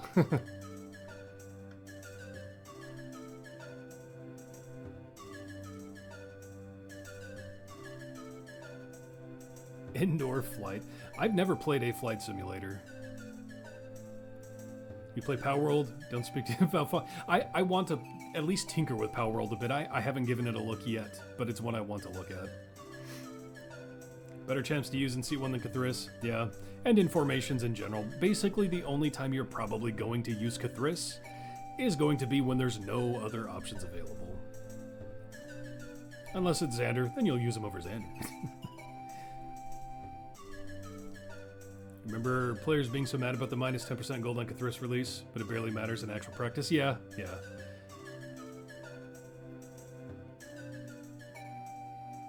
Which seat is Venursa? Yeah, seat 7. I love Venursa. Very cool design. Think another speed is fine if they specifically tooled to be available for variants Briv isn't available? That's fair too. That would be an initial negative gut reaction though, regardless of availability, as people would be like, but Briv! But yeah, it would be interesting to have something for those scenarios. Unless you're a new player who gets Catherice early, so in a new campaign you have minus gold fine at a few of those tickets. Yeah. But yeah, I mean, even then, 10% really is such a small amount. When Diana showed up in the Defiance with her speed ability, half of the wall... oh, thank you for the follow, Sean. Assume she was seat 5 because it would be way too nice to have her in a seat. Yeah, no, it was really good to have her in seat 9. It's a great placement for her. In Fortune and Will, it's even less gold. Shout out to Trevor for the whole concept of Venursa. Very cool character. I agree. I love the look. And there is one thing I always think of, and it's a good thought with Venursa, is I get the whole vibe of a red mage, and I love red mages, so that's always a good one for me.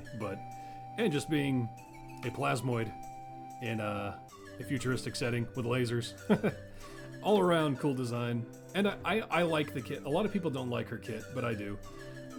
Don't see a lot of use for her personally, just because of formations. But yeah, I hate that I made a mistake on the video I covered in though, and called her the wrong Bond. Called her exotic. What seat did you finish today? 4. Yeah, Goldstock had that covered. Gotta work. Thanks for the stream. Hey, thanks for stopping in, Chibi. Have a good day. You had a lot of input into Vin, visually anyway. It's the hat. Oh, it's definitely the hat and just, you know, being red. A cloak with that hat being very red Meiji to me.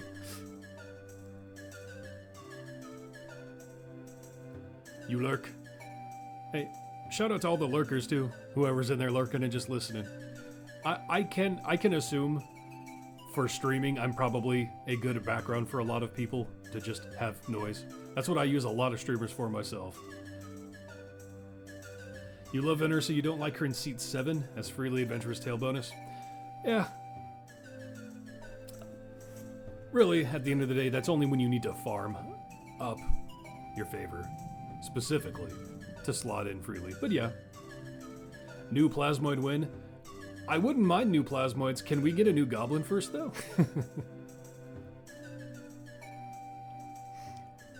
Character's like who she is, not the appearance. We need more of the favorite foe spawning champions, like Celestials or Ooze. More power to Venersa. She looks like Plasmoid Alucard from Hellsing. That's not false.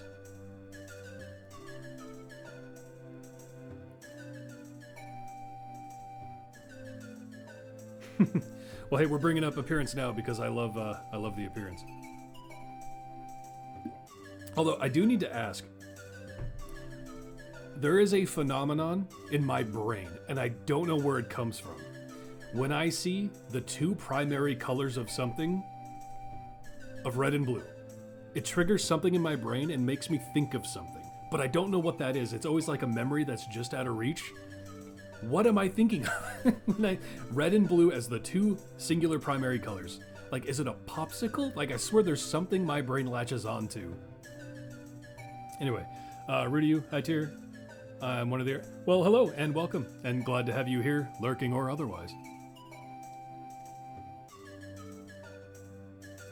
Red Mage and Blue Mage, French Flag, Captain America. See, but the thing is that to me, that would require white accents with all of those so far. And it's not the white accent, because when I do see that, then yeah, I think of like the American flag or Captain America or something. But it's specifically red and blue. Sonic? Maybe. That would be funny if it's Sonic. Mario and Sonic? Yeah, maybe. It could be. Superman? Potential. Red blue is a pretty common combo because they're contrasting colors. Yeah, I'm not saying that either, like, for sure. But it makes my brain specifically attached to like a forgotten memory. It's just something stupid in my dumb brain. You'll see the skin from Vin, can't remember the name. It's like hooded cloak, pretty. Is it, Ooh, I can't see it too good there. That is a cool one though. Yeah, I do like that.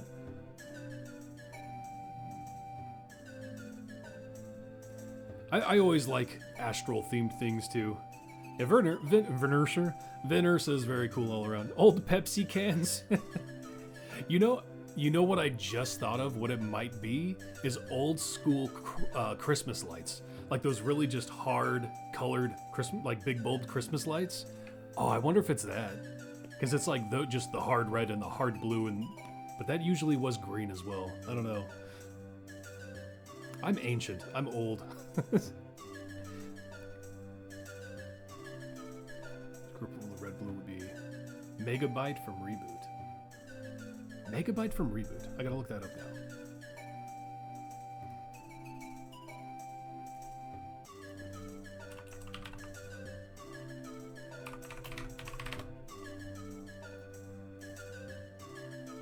now. Okay.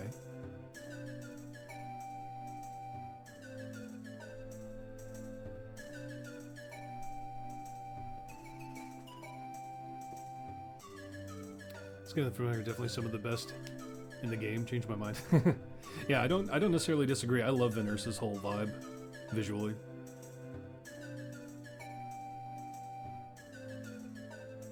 Nothing worse than getting hit in the head from an old Pepsi can. Now, are we talking a full can or an empty can? You Will Die on That Hill. I'm actually not familiar with it. I know I've seen it, but I don't, like, I couldn't name anything from it. Wonder if we have enough skins and base forums to do a whole formation of Astral Cosmic stuff? Ooh, I don't even know who all would qualify for that. You don't think there's an invading army coming from that hilltop? Yeah, I'm just unfamiliar with Reboot.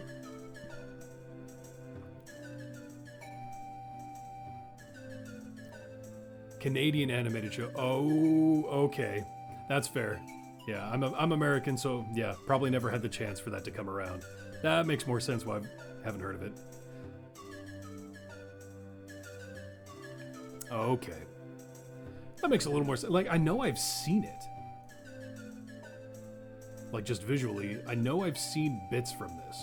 But yeah, I couldn't tell you who anyone was from this. Especially, I know I've seen this in particular. No, I said just this. Ah, you're gonna do the whole zoom in? Why is it doing that? Oh well, I'll try to make this work. I know I have seen. Is this creeping in? No, it's not. Why isn't this creeping in? Let's look at, where is it? We'll do this one. I know I've seen this face before in particular. I know I've seen that. that particular, like, gif and moment.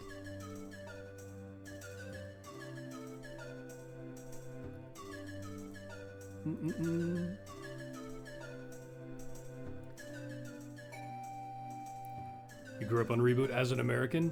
Where did you watch it on? I was growing up on cartoons in the early 90s, but I was not I didn't have a channel that brought that in, I guess. I mean, if it was any form of cable, I didn't have cable growing up, so. A fever dream of a show, but the good kind. Yeah, might not, yeah, that's fair. Mars schedule change, it's from the first episode? Oh.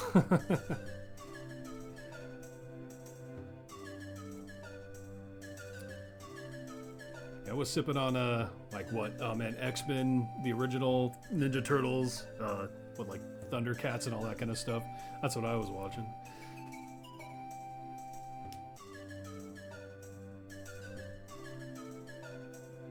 What was, oh, there was a, man, you're hitting me with like childhood memories now.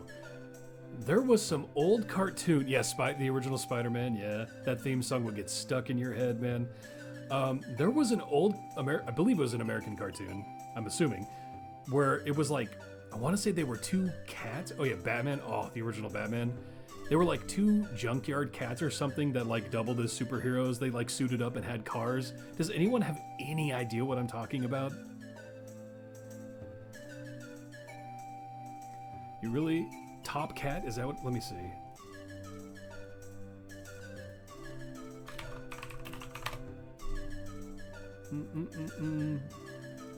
Oh, that, no, I'm not talking about that.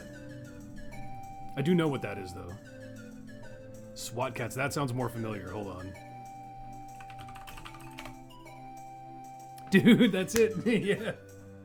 That is totally it. Oh, man.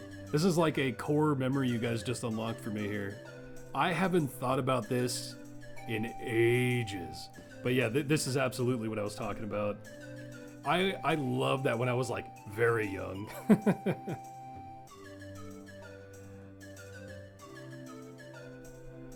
keep bringing back Transformers, just nothing good, though. Yeah. Man, SWAT Cats. That's crazy. I was probably wrong about a lot of what it was about, but, like, that's what I could vaguely remember. But, yeah, that design, absolutely. I was watching that one. That's so funny. Have not thought about that in so long. So long.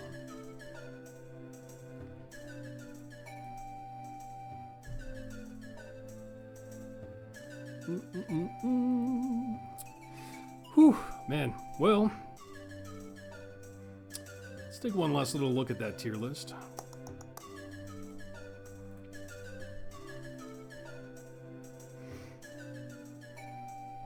So show us your primary team so far. Oh, you mean, you want to see my Artemis formation? Is that what you're saying, Crafty? What I'm currently running? about bonkers for a fever dream? Bonkers. I do. Why do I know that?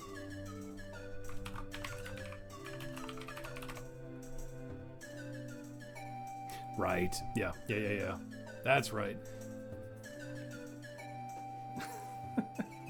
Dude, I haven't thought about these in so long. Oh.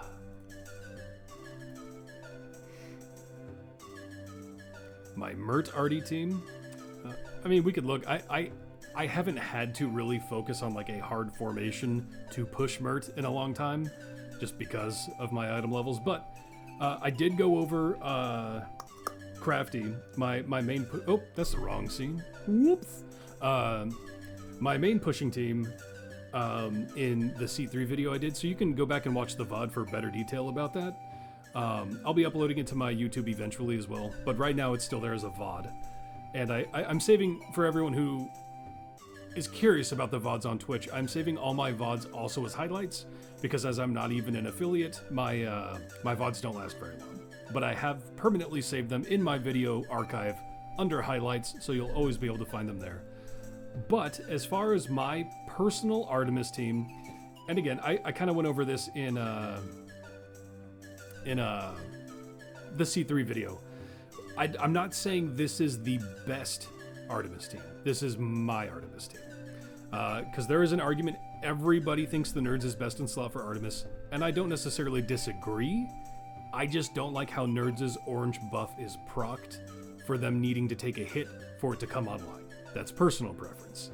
And you can argue Strix is at the end of the day better for Nova in seat 11. I just don't like having to work with that positional.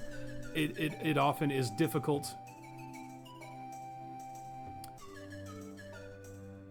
Yeah, I mean, you can do that, Caius. I just personally don't like that style. That's just me. It's way easier to get rolling than Belushi. I don't know if I agree with that, though. You just need to push with Belushi. And if you're talking about going back to an area of 1945 and you've pushed that far already, Belushi's going to be stacked. But, spiking Bud isn't always enough. Sometimes. Not always, especially once you've pushed real far. But, yeah, it's just personal preference again. Is Nerds arguably better than someone else in my formation right now?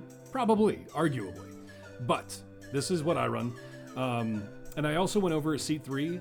I was surprised how much my Narak was buffing positionally, but that was because of his event buff. I forgot about that at the time.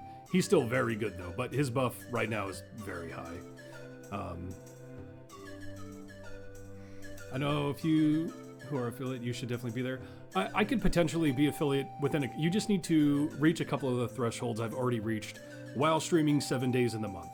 My first stream was at the end of last month, so I need to get up to like seat 8 before I could even be considered an affiliate. So, just how it is. Torgar is good for evil champs, he buffs, but can't observe Preach. Yeah, no, you can't observe Preach, but Preach right now technically does double dip for some reason, don't know why. Expect that to be fixed at some point.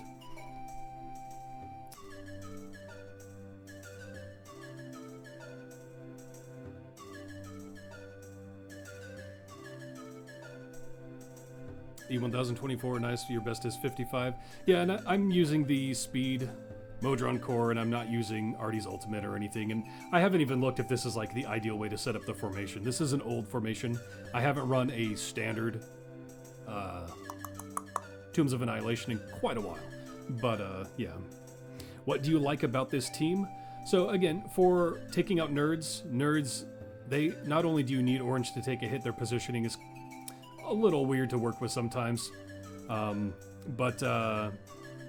Nova over Strix because she's a lot easier to slot with a good positional while offering a tank.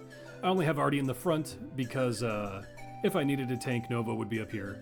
But I have Nova next to Narak because he buffs currently, based on my specialization, dexterity-based champions, so he's adjacent to Birdsong, Zorbu, Nova, to buff up their positionals. But what feats do you have on Narak? I don't remember. I must have needed him for int for some reason, so I had that. I would change that. But yeah, mostly you're going to want to buff his Keymaster as high as you can. Because that's the biggest way you buff Wave the Kensei and Wave the Kensei. But yeah. Yeah, I where is it? I would probably. Oh yeah, there isn't just another really good one for Wave the Kensei, is there?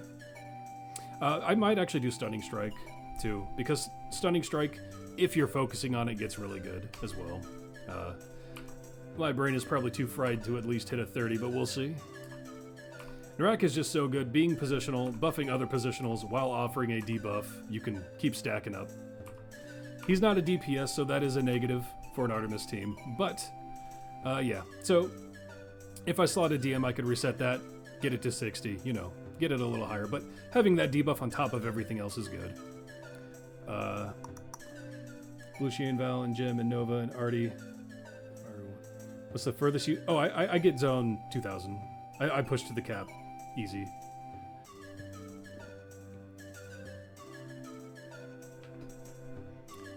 The hardest times to push to the cap is like Trials of Mount Tiamat, where you have armored bosses that are breathing fire on everything and killing your formation. That's oftentimes when you want to slot Krydle instead, so he can evade. But yeah, at this point I can push to 2000 easy enough that I just go for what I prefer. And again, Wood, Nerds, and Strix technically outperform what I'm doing, probably, but I just don't enjoy slotting them. So,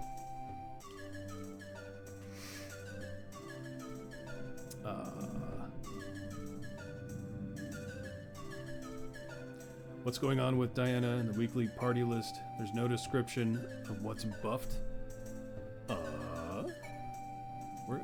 Get out of the way. Yeah, I don't know. That is blank for me as well. That is strange.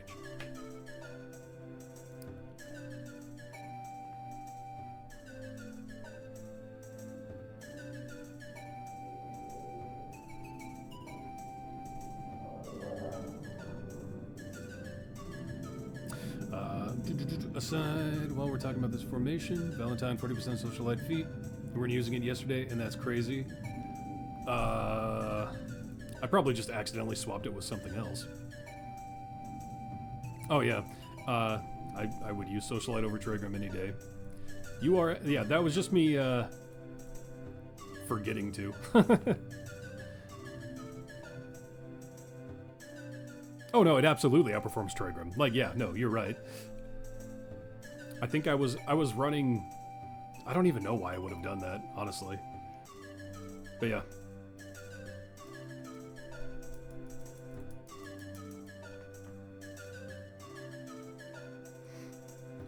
You ever used Diana and Presto in the same group yet? Not as like a... Probably not as like a dedicated thing I'm actually running. I think I did for the video just because. But no, I don't think so. You don't even have Diana in the weekly party, only Artemis. 2% of her. We just mentioned it in the C3 tier list. It's never been the weekly party buff. So who is the third in your weekly party then? If you don't even have her listed, or is it just 2? And I didn't even realize it was Artemis's observance right now. That's funny.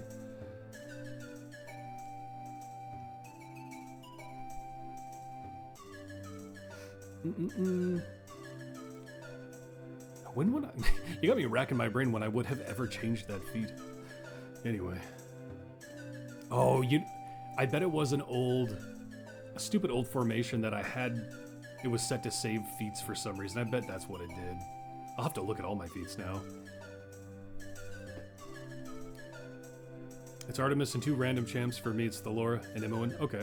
Yeah, that's weird that for Diana it's just blank.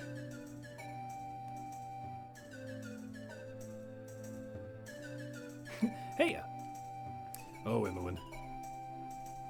And that is funny, even today I mentioned, every time I look at her, every time I look at Imoen, I forget she's a human. I just, for some reason, expect her to be like a halfling or a something.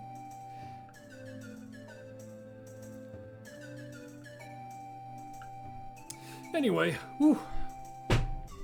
That might have been loud. Sorry. Oh, you were saying a... Yeah, I have no idea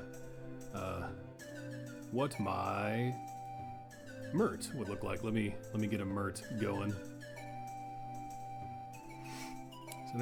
So it's hard to judge. Seems like a farming gimmick team. Yeah, I expect more of the Saturday morning squad to have other gathering mechanics or boosting current gathering mechanics to some degree. It'll be interesting to see.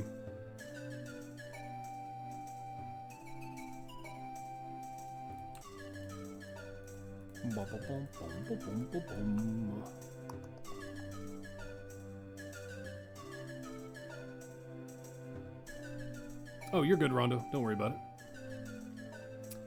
If one of them gathers more gems from boss drops, I meant, yeah, that would be huge. And, like, part of me almost expects them not to do that, but that would be interesting. It really would be. Yeah, so... Oops. That's incorrect. That was wild. Let's just take a look here. So... just slot in who I definitely would use. If we're just looking for raw Artemis Mert damage. I won't worry too much about the actual positioning right now. So I have not taken a look at this in a while. Let's see what we have.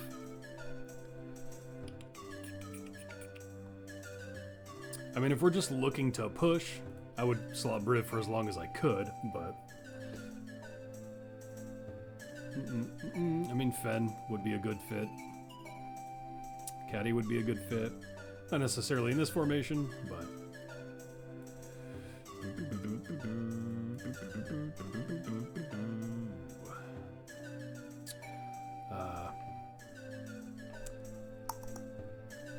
Electrum is pretty huge though, plus speed. You can't use Electrum's 9 jump feet. Yeah, I really hope they do. Again, I wish they would just make his current feat cap out at whatever you have your guaranteed jump at. That way, no matter what jump level you've surpassed, you could always fall back to that guaranteed. And then just cap it at 9. We'll see. You like she can randomly get Electrums though? Yeah. So... let's take a look. I mean, Makos is definitely an option for an arty team. Yeah, no Darius.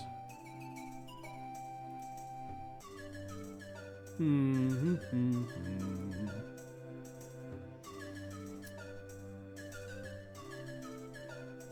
wonder if they'll ever nerf Briv? I mean, yeah, I don't think so. I think the nerf they gave Briv before, because depending on when you've played, they have nerfed Briv. I think they will keep him the same. You would think not being able to use Valentine would make Darius useful, but his availability, yeah. Also, the reduced utility of not being able to boss on variants cleanly. Oh, yeah. For non-4. Yeah, as far like this is what I would gravitate toward, and then there's a fill slot here that you could fill with multiple different people who at least offer a positional. Again, I'd be running Briv as long as I could be jumping, so there's that. So I mean, this is probably overall what I would use if I had a Mert pushing formation I needed to make, something like that. Welcome, Forest Mojo. How you doing? As far as like positioning though, I would have to see if they're... I mean, that'd be serviceable. Might shift...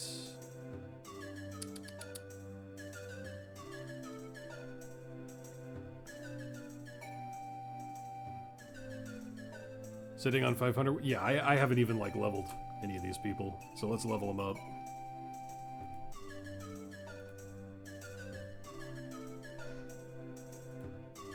I mean, I technically could have gone the category route this time around.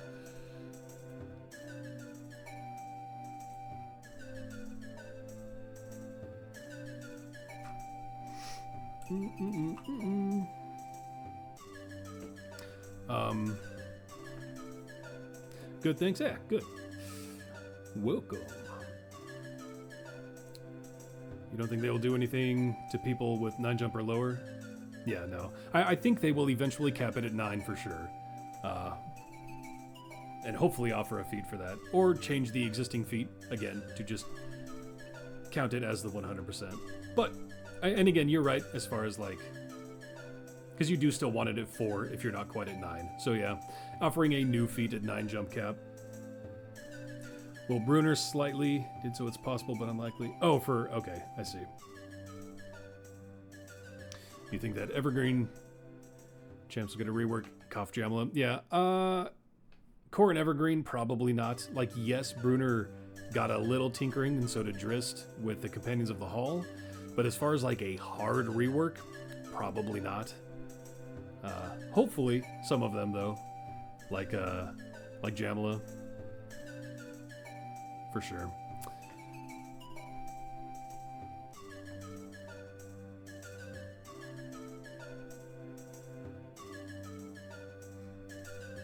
I think the current feat has unique utility that you wouldn't want to... Yeah, no, I agree.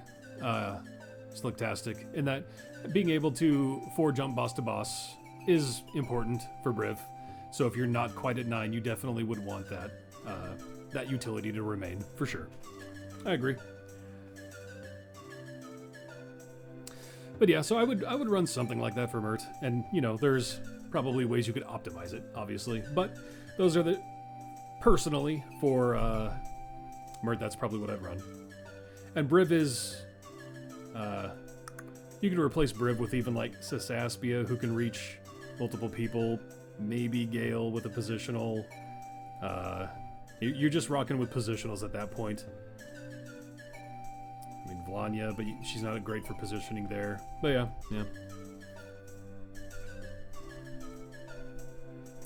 Aw.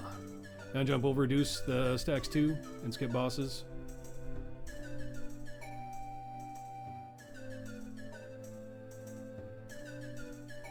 Yeah.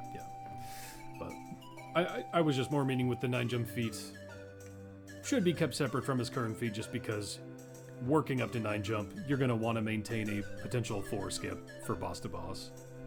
But yeah, they should just introduce the 9J feat or just hard cap it at 9.